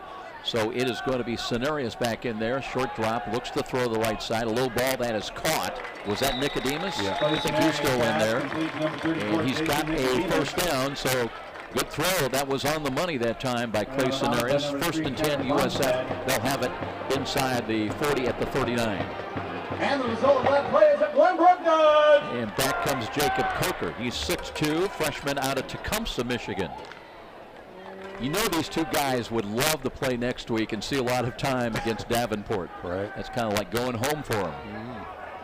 Clock meanwhile inside 7.5 minutes. Goal line offense is in. Everybody fairly in tight. Motion now. Nicodemus left to right behind the line of scrimmage. The give is to P.J. Dean trying to feel his way through the middle. And picks up maybe a couple of yards down to about the 37. Yeah, looks like he shot left after he hit that line of scrimmage when Nicodemus was pushing right. So May have gotten more, but again, just an interior blast that time. So 2 yards is actually pretty good on a play like that. So the rotating quarterbacks, each snap continues. Back in comes Clay Cenarius. Wide out to the right side, Chrisman wide to the left. Up in the slot is Charles Gaston. As Cenarius now out of the pistol alignment. P.J. Dean, I believe, stays in as the running back. Play action fake, short drop throw. He's got a catch right side. McDowell pivots inside the 25 to the 20 and out of bounds right around the 18 or 17-yard line. Boy, McDowell just spun out of the tackle and broke that kid's ankles as he pivoted inside, twisted outside, and got another 5 yards after the catch inside the red zone. So McDowell still showing a tremendous prowess out there on the field. And Sean, I stand corrected. I believe that's 83 rather than 82. That's Dan Rixey, 5'11 freshman out of Lafayette Jefferson. Well, we've got to give him props because that was one heck of a move. And you're right, Joe. He's not going to be split out wide to the left here, 83. Yeah. So it's Rixey in there, not McDowell right now. And back we go with the rotating quarterbacks. Jacob Coker in there. Motion Gaston again to the wide side to the left. The pitch comes to Green, to Dean. P.J. Dean did not find much running room. Did work down to about the 18. That's a fumble. And Missouri Baptist has got the ball. Wow. So Dean coughed it up in the big scrum as he was going down, and Missouri was able to pick it up. And that kills a drive right there. Dontrell Johnson credited with getting the ball, and they'll have it 1st and 10 at their 19-yard line. That may be the first turnover of the day by St. Francis. Yeah, I think you're right. If we look in the first half, fumbles, they did have 2, but they retained them. So, yeah, that is the first lost fumble. So the Spartans get the ball back. We approach 5.5 minutes time remaining in the third quarter. And they'll stay with Gunnar Griffin, and the handoff straight up the middle. That's Kendall Davis that carrying tacklers with him. Yeah, Davis not all that big. He's a freshman, 5'9", 180. Got low to the ground and carried tacklers for a gain of 6. Just across the 25-yard line is where they spot the ball. Calhoun in, Sean Calhoun split to the short side to the right. Sparks lines up defensive left end. And here is the drop, and Griffin looks to throw it wide open as Calhoun takes a big hit but holds on. As Lee Stewart came over and caught him in midair, but good job by Calhoun, wrapped up on the ball, and has a 1st and 10 for the Spartans at their own 42. Yeah, he's going to stay down on the carpet, too. He did take one heck of a shot. It was clean. Nothing wrong with Lee Stewart's hit. It just was big. You know, bent over Calhoun as much as anything, trying to catch his breath, I believe, and still down on the turf with 5:12 remaining. They're going to bring the trainer out to 10 to him. Boy, Missouri Baptist, you look at the linemen in there now, and they've got some big guys, just absolutely huge, trotting off the field right now. Jordan Hall, 6'6", 315. Played some junior college ball out in Santa Rosa, California. See Mitchell Andres, number 76 out there. He's a junior, 6'3", 300. I mean, yeah, wow. Calhoun limping a little bit, kind of shaking his head from side to side. So did you get the number of that truck? Number 4. Meanwhile, the Cougars coming with some changes. How about Matt Muncy coming back onto the field today? 5 tackles last week, and number 5 was absolutely huge because it came on that 4th down call, 4th and goal for Robert Morris as they were trying to tie up the ball game. You know, I asked Kevin Dowling, I said, did you get a chance to talk to the coach? Had they scored, would they have tried to go for 2? He said really did not. That didn't have a chance. Didn't come up. I got to believe they would have. Sure they would. On the road, you bet. Spread offense, 2 wide either side, 1st and 10 at the 42. They'll run the ball. Davis again off tackle and went right into Matt Muncy, and he had some help. Let's see if that was Spencer Cowherd. It was. Davis ball carrier. Tackled by 51 Matt Muncy, number 30, Spencer Cowherd. It's so impressive today that the St. Francis Cougars, for the most part, that running back gets to the line, plays a hole, and is swallowed up immediately. They're doing a fine job of shaking the blocks and filling those gaps. Yeah, really, there's not been much room for the interior runs. And really, also, they've tried some sweeps and St. Francis had good containment. Here's Kendall Davis, but sprints away up the midfield into Cougar territory at the 45, and then a good ankle tackle took him down. That was Lee Stewart again came across. But Missouri Baptist will have a 1st and 10, or will he? There's a penalty flag back at the 41-yard line, again of the Spartans. Well, and again, Matt Swartz had an arm stretched out to try and grab the running back as he tried to make that turn, and it looked like he was sideways doing it. So that could very well be a hold against the offensive lineman trying to contain Matt Swartz. Holding, number 72 on the offense. Okay. 10-yard penalty. Replay, 2nd down. Kennedy Clark, he's a freshman, but starting today, 6'1", 265 for Missouri Baptist. He is singled out as the culprit, and that'll move him back to the 32-yard line, short of the 33. So it'll be 2nd down. Well, they've got 2nd and 10. That can't be right. They've got to get to the 48 of USF. We'll check that where. It'll be 2nd down and 20 at the 32. Left side hash mark. They'll run the ball with Davis again. And, oh, no, it's a play action fake. They throw. They've got a man, and there's a catch downfield. And they've got another chance, but Nashawn Lewis is going to save a touchdown, push the receiver out of bounds. But it's going to be actually the 4th long catch. Beaker on the reception.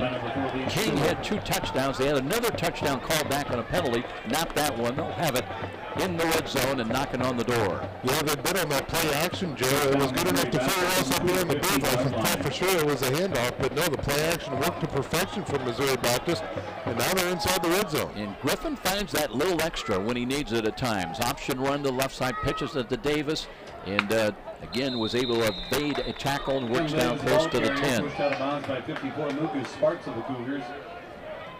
Chipping away on the edges now. So the penalty that was just called on the previous 2 plays really not hurting them. They come back with a big hit on the left side fly, and now they get 4 there, maybe 5. Cougars had a shot at him in the backfield for no gain, but Jamal Jackson couldn't find him. Now, again, read option. They will run Davis up the middle, and he's into the end zone. But did he get there? Going to rule him down? No, touchdown. So it'll be a touchdown run of 6 yards for Missouri Baptist to get their first score of the game since 13:40 of the first quarter. 6-yard touchdown run by Kendall Davis. Attempt the extra point, 83, Ethan Metzler. Good job by the O-line for the Spartans that time, creating some good holes up front. He could have picked and chosen where he went through, and he picked the right one. Kendall Davis into the end zone. Right-footed kick by Ethan Metzler is good. So first point since early in the ball game by Missouri Baptist, but they're on the board. That makes it 56-21. We have a timeout here at Darcy Stadium. We'll step out. This is Cougar Football on Redeemer Radio, 106.3 FM, Northeast Indiana. Readings and reflections will soon become Redeemer Reflections. We're proud to continue partnering with our local priests and deacons to bring you meditations on the daily mass readings, now airing regularly throughout the day. Unless who? Do this drive or midday on your way home from work or school. Can't make it to mass? Need an extra chance to reflect? Listen for Redeemer Reflections weekdays at midday and during drive times or anytime online at redeemerradio.com. Well, the touchdown run by Kendall Davis stops a run of 49 straight points by USF, Sean. Cougar football fans, Bishop Lewis High School is proud to present today's game. Bishop Lewis is a Catholic educational community that instills in each student dignity, integrity, respect, and responsibility. You can catch the Lewis spirit at www.bishoplewis.org. Cougars going to stay with the get deep kick return unit. Deepest is Green up at the 20. It will be Aaron Harris and Jason Nicodemus. And here comes the kick.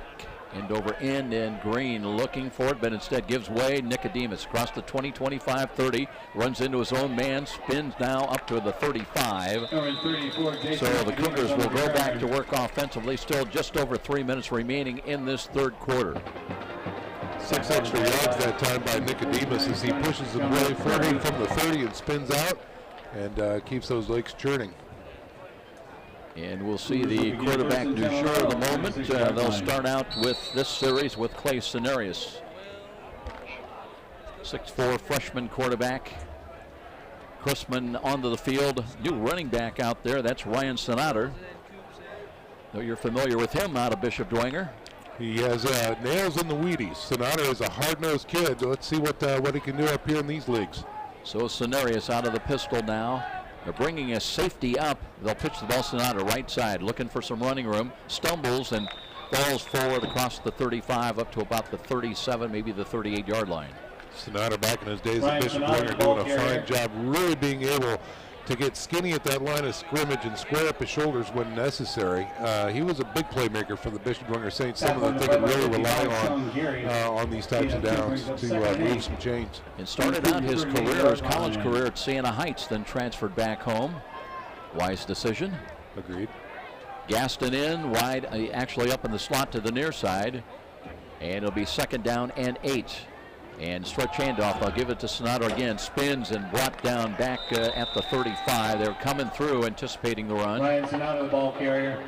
Yeah, backside pressure that time got to him as he couldn't make that turn right there as Malik Ross, number 56, came in and wrapped him up as he tried to spin out of the other tackle. We'll have to ask Kevin Downey about this. A little different philosophy. I don't think we've seen this. We've seen series where they alternate quarterbacks, not so much plays. Yeah. So back they come with Cenarius on 3rd down and 9. That was a loss of about 1. And we'll see if Cenarius puts it up in the air. He's got 2 wide to the right, the open side of the field. Looks to throw, pump fake, checks off, looks, he's got the ball was in and out of the hands. I believe that was Crispin for a moment. Just could not adjust to that ball. It was a little bit wide and behind him, so a drop ball will bring up 4th down, and once again the Cougars will have to kick the ball away with 1:40 remaining in the quarter. Yeah, unfortunately that was about 2 feet off center as Crispin was cutting back, a little hitch pattern, cutting inside, and it was thrown outside, so he had to go across his shoulders to try and wrap it up, and just couldn't do it. So the punt, a low snap, rush is coming, kick is away. End over end, backpedaling Beaker's got it at the 20, runs to his left, 25, and pushed, stays in bounds all the way across the 35. Cougars tried to push him out of bounds. I believe it was Coward had a shot at him, but be decent field position now for the Spartans. They scored their last possession. We have 1:27 on the clock here late in the 3rd quarter, 56-21 St. Francis. Again, Joe, that score really set up by that huge pass play. Again, the fly pattern on the left side, it's been there for him early. That was there late. And now let's see if, in fact, they try and touch on it again. I believe they're going back to it again if I was a betting man. Ryan Johnson at one of the cornerback positions now in there. And it will be a spread offense once again, dropping the throw. They throw short to catch by Kendall Davis. They've got him wrapped up across the 40 at about the 41, maybe the 42. That'll be a gain of 4. Came out of the backfield in the left flats. Eric Dutton on the tackle that time. Ryan Johnson, the Cougars. By the way, it looks like Tyler Curtis has checked into the backfield. 2nd down and 6 coming up. Pistol alignment now for Gunnar Griffin. Play action fake, wants to throw the long ball once again down the left sideline. This time a little bit too far, as Ryan Johnson did have the coverage. And Isaiah King, who caught 2 long ones against the Cougars to start the game, was the intended receiver this one. Good job by Johnson. Step for step on the inside track was right there. And I don't know, even if the ball was on the money, I don't know if you'd be able to come up with that one. That was great coverage. It's got to be interesting, the conversation going on between the coaches, especially in the DBs back there. They're coming at you. Yeah, that's right. No question. It's just a matter of when, not if. So 3rd down and 6. Play clock at 10. Griffin now flip-flops the running back off to the left side. Long count still from the line of, now he drops the throw. The rush is coming, and boy, they were holding on the play. That one's incomplete. Double coverage for St. Francis. Guy, is that Baker looking for the Griffin? Devin Griffin. That's Devin Griffin looking for a flag. I don't know why. No. Well, it was an incomplete pass. That's why he wanted the flag. 58 on the offense. That penalty is declined. Fourth down. Holding was a call, declined by St. Francis. They'll take the football on 4th down coming up. Just 42 seconds remaining here in the quarter. So pretty good job by the Cougar backups defensively. Forcing the punt on 4th and 7. So offense will be here. Waning seconds of the third quarter, Joe. 23, Tyler Hatch in punt formation. Hack comes on to punt that ball away again. Spelled H-A-C-H. They told us it's pronounced Hack. As Boswell, that's pronounced B-O-S-W-E-L-L, Boswell. He waits at the 27 of USF. High snap, but kick by Hack. A nice hanging wobbly ball. Boswell backpedaling, got it at the 19. Works short side, across the 25, trying to fight his way to the 30. Spins for another yard maybe, up to about the 31.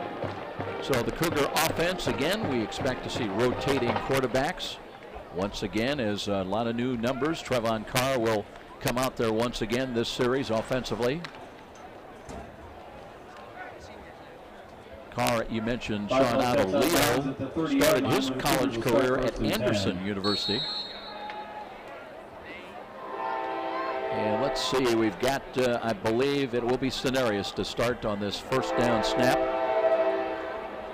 Cougars work from right to left. We're down to 31.1 seconds remaining late in this third quarter.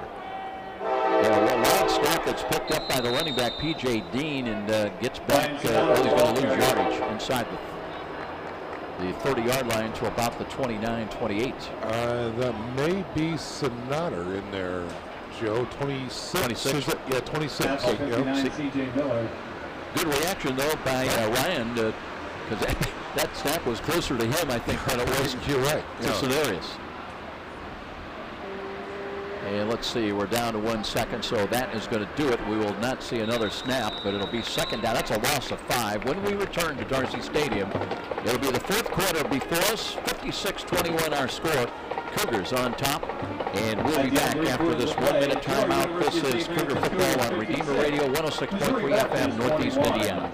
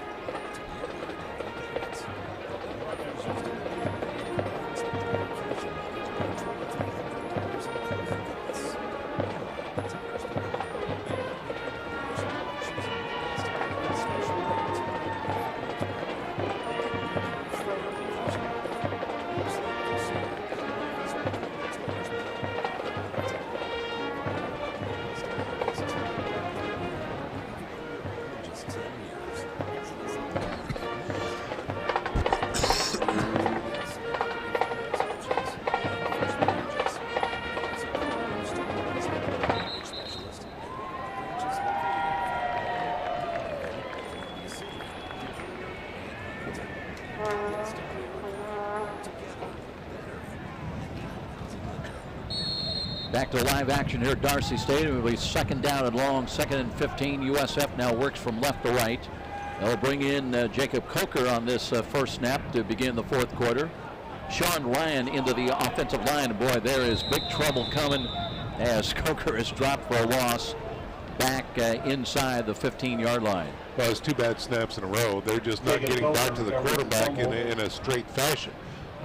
He had to dive to his left to just try and wrangle that ball. So they need to do something at that center position. Yanni Cooper now into the game, 6'2", redshirt freshman. So third down and even longer, and Cenarius will trot onto the field, and he's probably saying, thanks, Coach. Yeah, right. 3rd and 24, with the ball at the 16 is where they spot it. Lots and lots of new numbers for USF in here. So again, the Cougars trying to come up with a long-distance play. Under pressure, they're not going to get the throw away that time. Chase down Cenarius, dropped for a loss. Back inside the 15, and now they'll have to kick the ball away. Yeah, it was an outside blitz coming, and they caught him as he was rolling out of the disintegrating pocket that time. Number 42, Randy Hunt, the junior safety, came in from St. Louis to make a nice sack that time. And this drive is stalled. Well, you want to get some of your younger players back up some experience, but it shows you and shows them you got a ways to go. Right. Yep. There is a difference between the first-line troops and the backups. So now on 4th down, Spitnail back, steps into it, got a nice wobbly ball, driving Beekert back. He's got it at the 25, dropped it, picked it up on the bounce. Works to his right side, going nowhere. Gets to the 25, to the 26, and that is it. Check it to the 36. So that is where Missouri Baptist, again, back to work offensively. They scored their last possession on a Kendall Davis touchdown run. But now 13 minutes, 11 seconds remain in this ball game. 56-21 our score. Great pursuit that time by Ryan Johnson as well. Number 46, Caleb Summers. He's a sophomore out of Elkhart Memorial, doing a fine job filling those lanes and giving them no gain on the return. 3 wide set to the left side, including Michael Biekert. 1st and 10 coming up. Shotgun formation once again, and the read after play action fake. They'll throw the ball in the middle, and that was picked off. And Cougars have got a nice leaping catch, and I think that is another Davis on the interception. Emmanuel doing a fine job. He looked into those quarterback's eyes. He saw the play action, saw it develop, saw the receiver coming from the far side over the middle, and he jumped that route and got right in there. Beautiful, beautiful interception. Boy, diving. He had to lay out for it and held on. So Emmanuel Davis with the 3rd interception of the day by St. Francis. They got it at the Cougar 45. 45-yard line. So they'll start with Jacob Coker now. Comes in to work at quarterback. Also Trevin Carr stays out there. And P.J. Dean, I think that's 28 rather than 26. Back as the running back. We'll check that for you. Kind of looks like P.J. Dean. I think, yeah. He's got a different frame than Snyder does. Yeah, that's what I was counting on. Number 16 on the offense. Now, delay of game against St. Francis. Remains. First down. Now, in the old days, Kevin Donnelly would pull the quarterback and put in the other guy. Yeah. Just as a little slap on the wrist. 1st and 15 now. Just over 13 minutes remain. Tight goal line formation in. Just the 1 wide to the short side to the left. That's probably Rixey. Motion now right to left behind the line of scrimmage.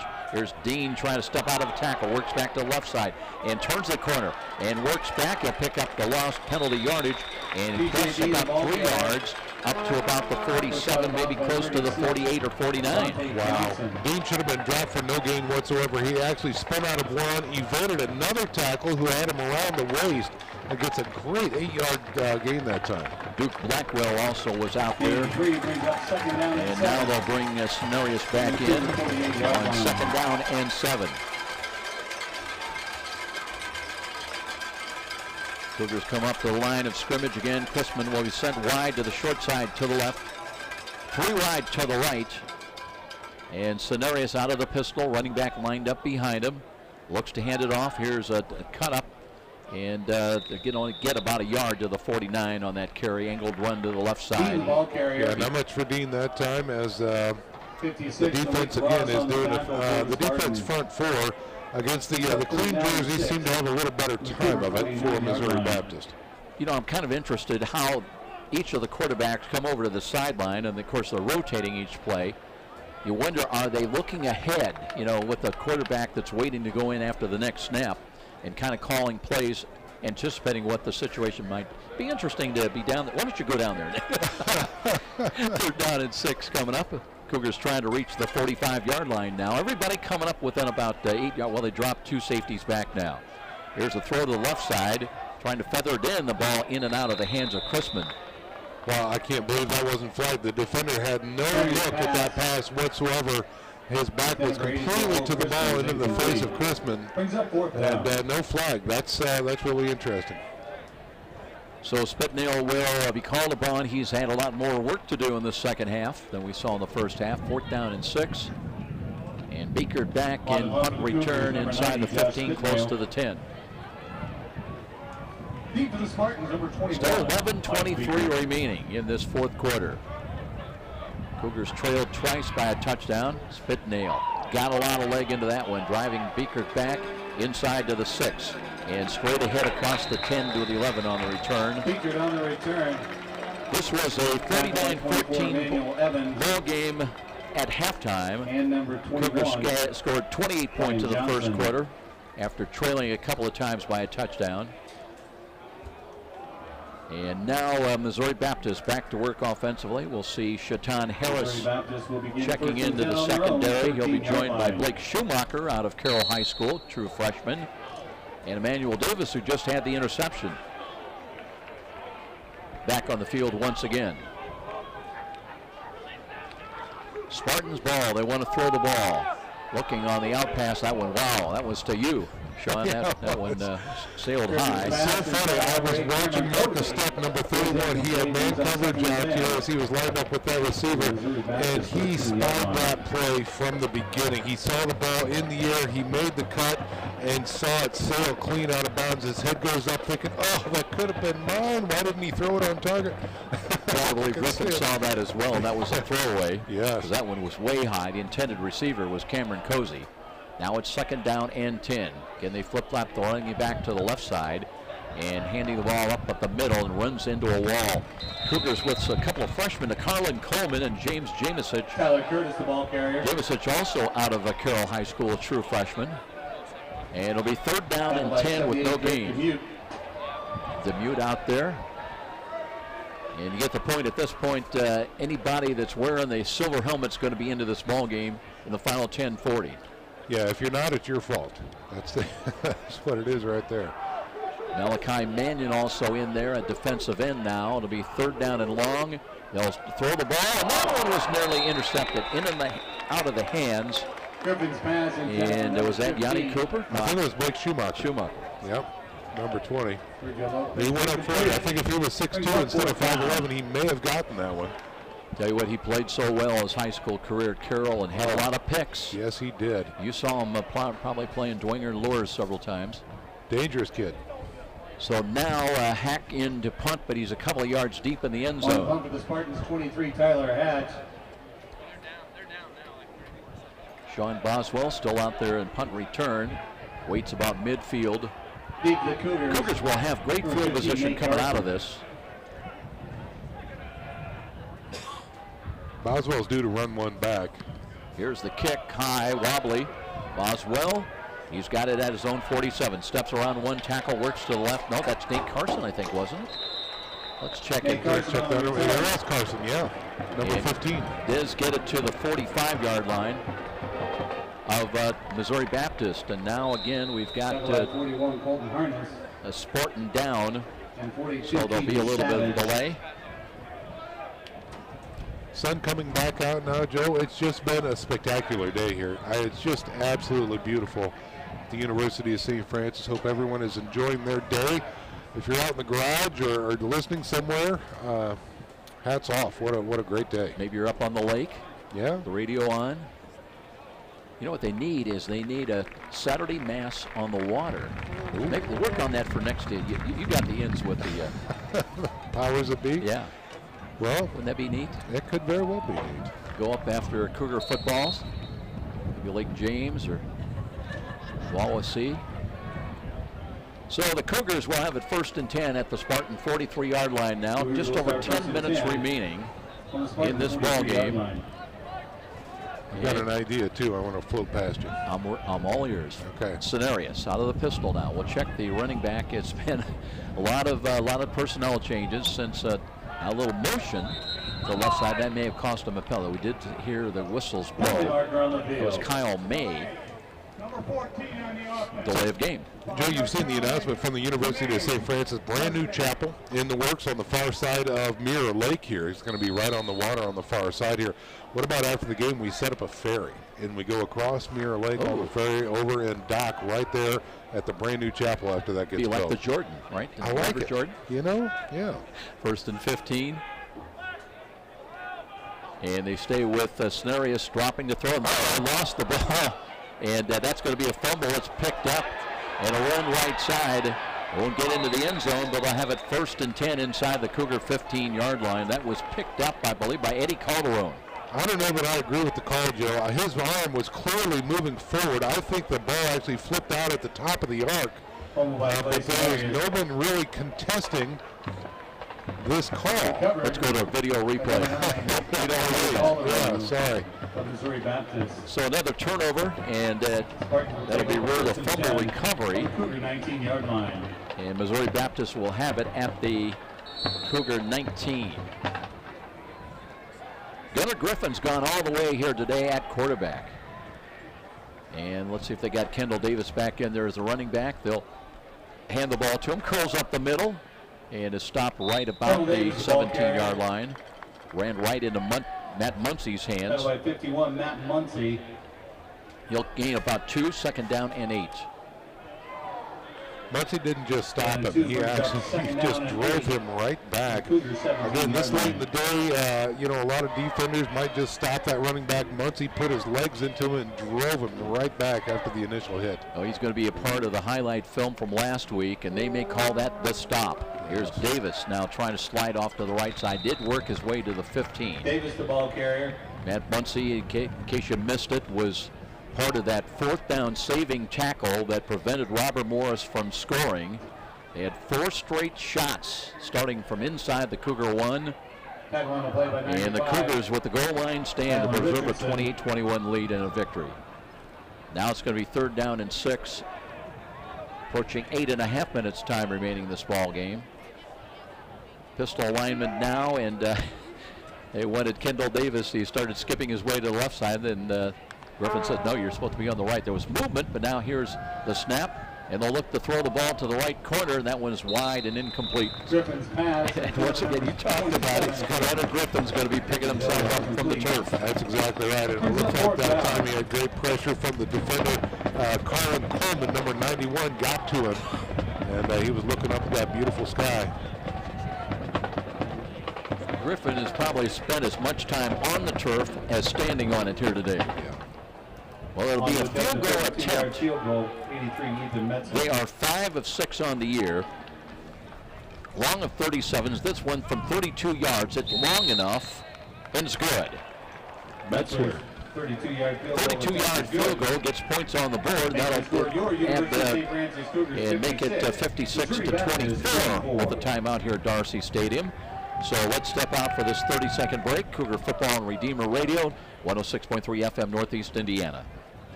Spartan Staffing, locally owned by the Pettenberg family, excels in finding the best candidates for industrial, clerical, customer service, non-clinical healthcare, IT, and professional direct hire placements. Spartan clients are accustomed to getting the right employees at the right time, every time. Spartan Staffing supports the proud excellence of the Dwenger Saints and the Lures Knights, both on the field and in the classroom. Whether you are seeking your next career move or searching for great employees, call us at 260-496-9900 or visit us on the web at Spartan.com/FTWayne.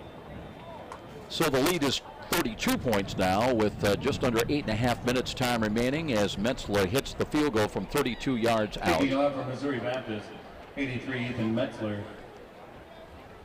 It'd be interesting to see whether Cougars number 17, Justin Green. Spartans might, let's go on side to see what's happened. They are at in Ann Arbor next week against Concordia University. And approaching, they do kick it long. Wobbly ball coming near side. That's fielded by Green. Crosses the 10, 15, near side, 20, 25, 30. Then spun around short of the 40, dropped at about the 38-yard line. Justin Green with a head of steam up. Nice job that time by Jason Nicodemus, and Marcus Stepp was out there getting some good blocks and giving Green a lane too. He had some good speed as he was flowing through that defense, and very nice return and another short field coming up. Of course, the pups are out there, and so far they've kind of sputtered here in the fourth quarter, getting anything accomplished on offense other than experience. Blackwell and Crispin in as the wideouts. Blackwell up on the slot to the left side. Duke Blackwell, but they'll run the ball. Here's a counter run to the left side. Some running room. Good run across the 45 to the 46.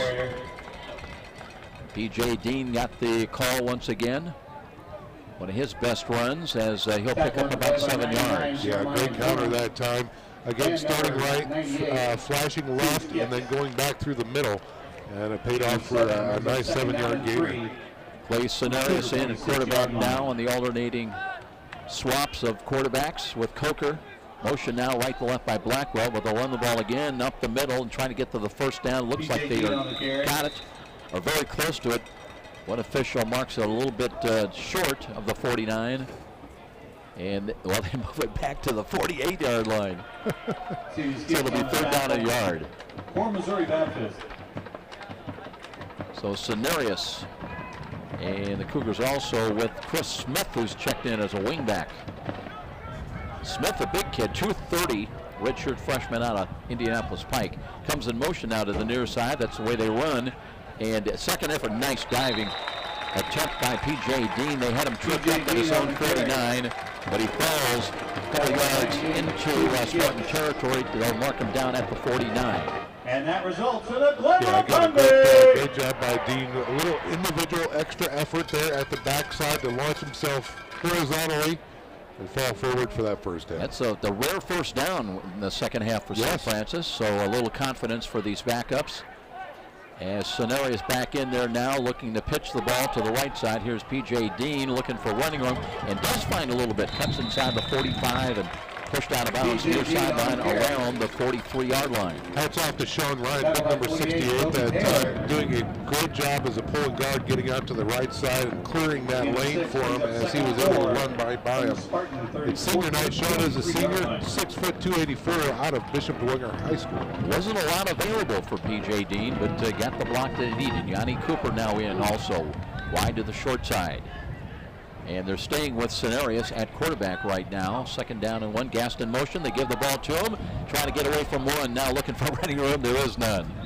Wow. He's going to be brought down with a loss back outside the 45. Somebody missed. Colton Harris, number 41, the sophomore linebacker. He came in on a gap blitz and nearly had the transaction. There was no chance for Gaston to do anything there in the backfield. Yeah, Charles was saying this not supposed to happen. Right? Yeah. So the loss back to the 46, third down and 7. Under 5.5 minutes time remaining.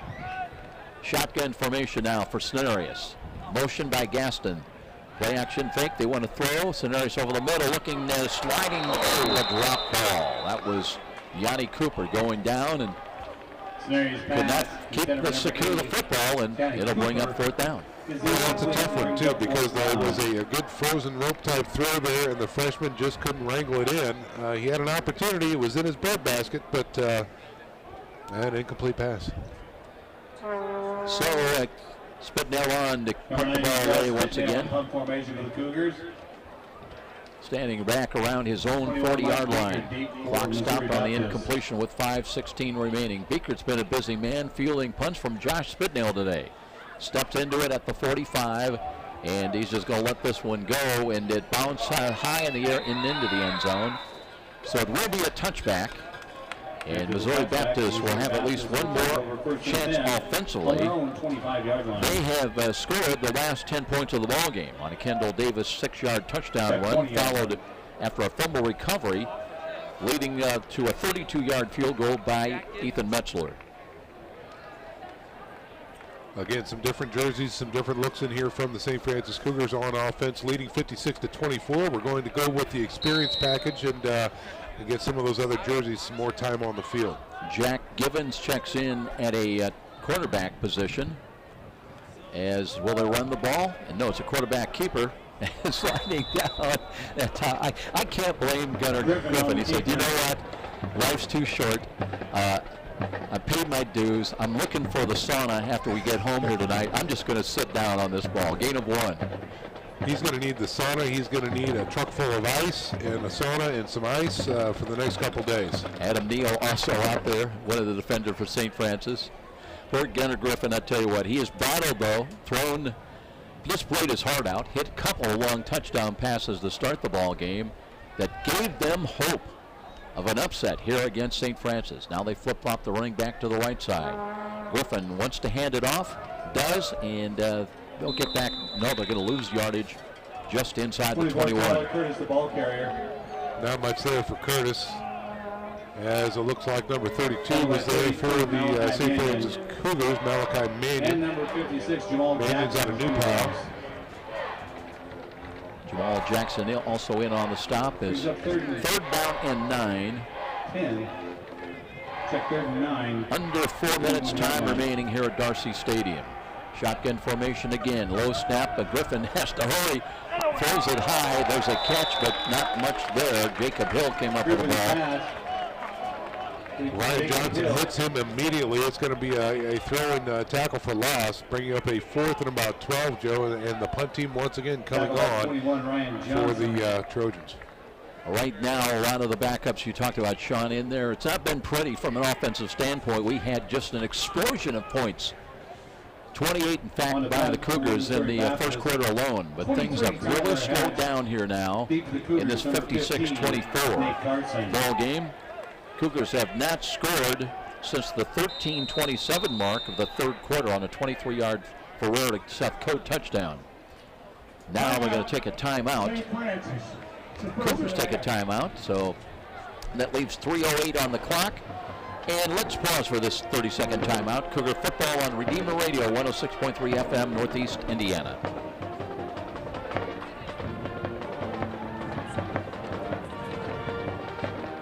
Okay, Robert, looks like, do we have 3:30s remaining yet? Okay, I got you.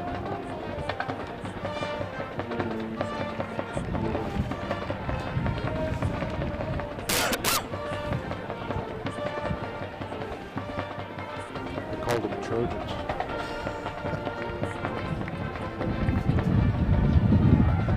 With Sean McBride, Joe Parson back at Darcy Stadium. Well, it's been a spectacular day as far as weather and a spectacular day as far as offense. Both teams, first in the first 30 minutes of the ball game. A lot of points on the board. But right now, St. Francis holds a 56-24 lead. Hack inside is 5 at the 3 to punt the ball away. And rush is coming, kick is away, high wobbly ball. Carson will chase that one down, but it kicks out of bounds into Cougar territory somewhere inside the 45. Going to line that up at the 46, in fact. So 2:59 remaining. St. Francis will take over first and 10. We'll see the Cougar offense come back into the ball game now, and who will it be? It's like now it'll be, they're going more with the series instead of the single play. Jacob Coker back in to work at quarterback. And Kyle May, I think, has come into the game. First and 10 at the 46-yard line. So Coker at the quarterback, motion, Blackwell right to left behind the line of scrimmage. They'll run the ball, though, and up the middle. Backpedaling into territory of the Spartans. On the carry. Trying to catch the number up there. Cody Conwell, number 33, I believe. The junior Cody Conwell, yeah, Bisco. Well, as we said, anybody with a silver helmet is probably going to have a chance to see some snaps on the football field today. 2:30, the clock moving. That was a gain of 6 by Conwell. Cougars no hurry to come up out of the huddle. Still 15 on the play clock. Heard some of the fans there. Come on, run a play. They want more. Second down and 4. Too wide to the right side. Coker looking, hands the ball off, and here's Conwell again. Tough runner, won't go down. They've got him stopped short of the first down stick at the 46. Cody Conwell on the carry. That will leave third down and about 2. So the message to Conwell after they view that on tape, hey, you want be a little bit more patient. You had a lead blocker in front of you, and you literally outran him. You got to the line of scrimmage before he did. Let him do his job so you can do yours better. Says the coach, I've waited 3 months for this chance. Again, Cougars no hurry to come up to the line of scrimmage. We're down inside of 90 seconds time remaining. Kyle May up on the wing to the left side. Coker out of the pistol. Just one safety back is again the run. Conwell, and he's got a first down inside the 40, trying to step away and reach the 35. And I tell you what, this kid is getting some attention. It's nice. 184 junior, and clearly outsized, but has the legs for it and the heart for it. And he got a first down for the Cougars. It's a good day for him. I think these are his first snaps in his career for St. Francis, and he is making the most of his time out there on the field. Chrisman and Blackwell split wide to the left side. Don't expect a pass. Final 46 seconds right now. As again, Coker ready to take the snap. And looks again to Conwell, starts right, cuts left, got some running room. Works to the 30, to the 25, trying to get to the outside. And is brought down at the 22-yard line. And a special moment for the young junior running back. Fantastic vision down there, evading the blockers, looking for the green acres, finding them, and turning on those jets. Good for him. This is great. He's thinking right now, I hope the folks are videotaping this. That's right. Going to save this for my grandkids. Final 14 seconds, trying to get a play off. And run again. Here is Conwell. Conwell took a hit at the 16-yard line, and that is going to do it. But he pops to his feet. Is going to be okay. But impressive drive that last sequence with young running back getting some stats. Cody Conwell, 56-24 is going to be the final score. We'll take a timeout. We'll be back with our postgame show. Cougars win it in comeback fashion, if you can believe that. 56-24 our score. Cougar football on Redeemer Radio, 106.3 FM, Northeast Indiana. Okay, let's run 2 of the 30s, and then we'll save one more 30 in the postgame. University of St. Francis Cougar football game, and a special thanks to all of our USF Cougar supporters. Special thanks to our sponsors, Physicians Health Plan of Northeast Indiana, Work Financial, Glenbrook Hyundai, Jimmy John's, Midwest America Federal Credit Union, Pizza Hut, Penn Station, Parkview Sports Medicine, Hyatt Place, Doozy Sports Bar, and Excursions Trailways. And today's presenting sponsor, you don't want to go down, do you? Dodge Chrysler Jeep. I don't believe you. Right, thank you. Please, please.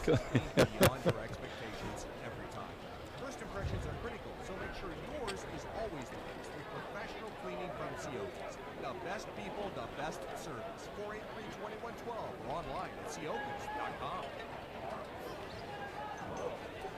Now, with analysis of the game, what right and what needs some work, let's go back to the stadium with the voice of the Cougars, Joe Parson of the Redeemer Radio Sports Team. Back at Darcy Stadium with Sean McBride, I'm Joe Parson. This has been one of those rare games, and we've been doing this a long time, going in, well, this is our 19th year. Next year will be year number 20 in the history of Cougar football. This was a little bit of an anomaly, something we've never seen before, because Missouri Baptist, with just 2 wins on the year, they come into Fort Wayne to Darcy Stadium, maybe a little bit of a chip on their shoulder. Both wins that they had coming into today's game against Mideast League opponents on the road. They were 0-4 at home, and they stunned, and I mean stunned, USF and the Cougar crowd in here today with a 1-snap, 1-play, 81-yard touchdown. Gunnar Griffin finding Isaiah King, good for 81 yards down the left sidelines to give them an early 7-0 lead. Now St. Francis would counter with a screenplay touchdown of their own, good for 32 yards. Took them 3 plays to get into the end zone, but just a little over a minute into the ball game, we're looking at a 7-7 tie. And then Griffin comes right back on again a 1-play, 1-snap, 88-yard touchdown run. Again to Isaiah King, got behind the defense. So it's a 14-7 lead for Missouri Baptist with 13:40 to play in the first quarter. Harris would come back with a 2-yard touchdown run to tie the game with 9:21 remaining. And from that point on, basically, I think St. Francis awakened, and they ran away. They would score some 49 straight points after Harris made it a 14-all game. An interception by Pearson Harnish gave a possession at the 17-yard line of Missouri Baptist. That would lead to a 10-yard touchdown run by Justin Green at the 6:05 mark, 21-14 USF, their first lead of the game at that point. Ferreira then to Seth Coate just before the end of the first quarter to make it 28-14. That was a 1-play, 58-yard touchdown toss at the 5:06 mark. So 28 first quarter points by St. Francis, and they led 28-14. And they would continue on as Wilmer Cole had an interception at the Cougar 27. That would lead to a Ferreira to Akeem Kelsaw touchdown, 63 yards at the 8:04 mark. And Sean McBride, that's a special moment for Akeem. As a senior, who knows, might be his final, it's certainly his final regular season home game, but a special circled mark, and great to see the Snyder alum get to the end zone for a touchdown. Well, and some of the things that some folks might not know about Akeem, he battled injury, and it's not always been a cup of roses for him playing ball here. And you're right, Joe. This is exactly a very special moment for all of the seniors out there. When you talk about Akeem Kelsall, when you look at Monte McDowell, what a huge game that he had today. When you look at Seth Coate, the standout from Homestead as well. Just this senior class is a very special group of guys, and I consider Akeem Kelsall one of their leaders. No question about it. Yeah. But DeFerrer was not done on the day with a minute 54 remaining until halftime. He locked up with Monte McDowell for 62 yards and a touchdown to make it 42-14. That worked so well, they got the ball back and did it again with under a minute remaining, 59.9 seconds. This time 55 yards, Ferrer to Monte McDowell, and it would be a 49-14 halftime score. Cougars on top by 35. And USF would start in commanding fashion. Kevin Downley mentioned to you, can we finish in the second half? About a month ago, they had some problems with second half letdowns, if you will. Not today, as on the first series, 13:27 remaining. It would be Ferrer to Coate again, throwing over the middle along the back line, 23 yards on the touchdown to make it 56-14. Cougars would be done on the day scoring-wise, as Kendall Davis would run in after a fumble recovery. He would take the ball in 6 yards into the end zone at the 3:14 mark. It would be 56-21 at the end of three quarters. Had an interception by Manuel Davis. Cougars unable to do a lot with it. Then a fumble recovery gave Missouri Baptist the ball once again at the Cougar 19. That would lead to a 32-yard field goal by Ethan Metzler with 8:23 remaining, and that would account for the final score in this 56-24 decision. Cougars with the win. They'll take their record now on the road, 8-1. And they finished 5-1 in the Mideast League. Missouri Baptist drops to 2-7 on the year, 2-3 in the Mideast League, and they have a game coming up next Saturday against Concordia in Ann Arbor, Michigan. We will take our final timeout. We'll see if we get some final numbers with Sean coming up when we return. Cougars, though, with a big win here today at home, 56-24. Cougar football on Redeemer Radio, 106.3 FM, Northeast Indiana. Hi, sports fan Sean McBride here, inviting you to try the barbershop experience. St. Joe Center Barbershop. Do you want to do third quarter? If we don't have. Whatever you want. Yeah, all right. Whatever pleases you. Well, I don't know if we're going to get any numbers. I probably won't. Experience of over 125 years. Give them a call at 485-6981. It's my barbershop of choice. That's St. Joe Center Barbershop at 485-6981. Cougar fans basking here today at Darcy Stadium under the sun, breaking through once again. Started out about 70 degrees, Sean, and up in the mid, maybe the upper 70s. I'm going home. I'm putting on some shorts. Okay, well, I'm a little bit too much information, Joe, but speaking of information, we don't have final numbers, but we do have third quarter numbers as far as that goes. So let's run through just some of the highlights as far as what's on paper. Again, another quality win by the St. Francis Cougars, 56-24, the final. When we look at the end of third quarter numbers right here, we talk about some really dominating numbers that stick out. When it comes to first down, St. Francis 21, the Trojans 12. Let's see. Let's look at rushing for the Missouri Baptist. 27 carries, 47 yards at the end of three, and 94 for St. Francis at the end of three. Passing 367 yards, 446 for St. Francis. So total offense, 57 plays, 414 yards for Missouri Baptist. 57 plays, 540 yards for St. Francis. When we look down here, fumbles, key fumbles today. So Coach Donnelly clearly will want to clean things up as far as ball control. St. Francis lost the ball 4 times. They recovered 3 of those, so they only had 1 turnover on those 4. Clean game for Missouri Baptist, except for 1 fumble, but they got that one back as well. At the end of the third quarter, 7 penalties and 91 yards against Missouri Baptist. At the end of the third quarter, 4 penalties and 30 yards assessed against St. Francis. Possession time was nearly equal at the end of 3 quarters, 21.5 for Missouri Baptist, 23.5 for St. Francis. Third down conversions. This is a big tail of the tape. 50% for the Cougars, 5 out of 10, 4 out of 15 for Missouri Baptist. At the end of 3 quarters, red zone scores and chances, 1 out of 2 for Missouri Baptist and 2 out of 3 for St. Francis. A lot of your individual leaders, these will be good numbers because we didn't see a whole lot of fourth quarter action from for the regular starting crew here. Justin Green, your lead carrier for the University of St. Francis. He had 7 touches for 56 yards and a touchdown. Aaron Harris had 7 carries for 32 yards and a touchdown. P.J. Dean, 6 carries for 11. And Jacob Coker had 1 carry as well.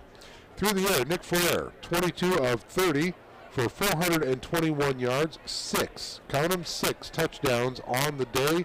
His longest pass was 63 yards. And in the third quarter, Clay Cenarius went 2 for 3 for 25 yards. Again, these are end of third quarter numbers. We're looking for Bill Scott, but Bill is down at the concession stand. Your receiving core today: Seth Coates, 6 catches, 114 yards, and 2 touchdowns. Monte McDowell, 4 catches, 149 yards, and 2 touchdowns. Akeem Kelsall, 2 catches, 64 yards, and a touchdown. Jason Nicodemus, 5 catches for 33 yards. Josh Spitnail, the punter from Snyder, 5 punts today, 214 yards, averaging 42.8. Sean Boswell, 8 returns for 21 yards. Kick returns, Jason Nicodemus had 2 for 49. Justin Green had 1 for 33. And again, these are third quarter numbers, so they're going to fluctuate a little bit, Joe. But again, when rounding things out, a great quality win today for St. Francis. The playmakers showed up. The seniors loving senior day, and a beautiful effort today by the Cougars. You know, Sean, the reason you play these games, Missouri Baptist comes in as a prohibitive underdog here today, but every once in a while in college football you find that rare upset where an underdog comes in and they just play well. And Cougar fans had to be concerned here at the start of this ball game with 2 long scoring touchdown bomb pass plays, give them a 14-7 lead. Would that be that day for USF as Missouri Baptist? But the USF resilient, they bounce back. And they win this ball game here at home, 56-24. And I think that bodes well for the future. Maybe a little bit of a learning lesson for you cannot take a play off or 2 even at the start of a ball game. Well, and so there's the deal. First play from scrimmage, long bomb to the far side of the field, touchdown. That'll never happen again. We'll adjust. Second play from scrimmage, long bomb, left side of the field, they score a touchdown. Whoa. Okay, stop the press. We need to do some work. They did their work, and you're exactly right. The lesson there, Joe, is Missouri Baptist or any opponent that you play, you've got a bullseye on your back because you are a USF Cougar, and they're coming after you each and every down. You know, one thing we've learned, all these kids were a high school all-star somewhere. Right. So, I mean, there's no slouches out there on any team that you play. Yeah, some of them struggle as far as collegiate wins, but you get them their day. Every dog may have its day, and Missouri Baptist showed that there was possibly going to be their day here today.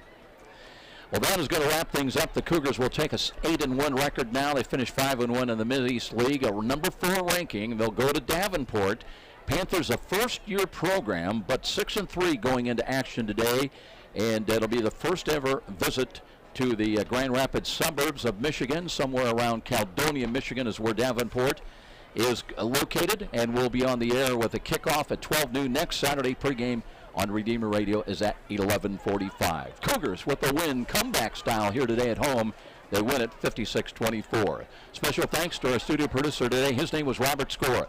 For Sean McBride, I'm Joe Parson. Until next Saturday. So long, everybody. Thanks so very much for listening. In the name of the Father. See you, Robert. Okay, Chief. Thanks.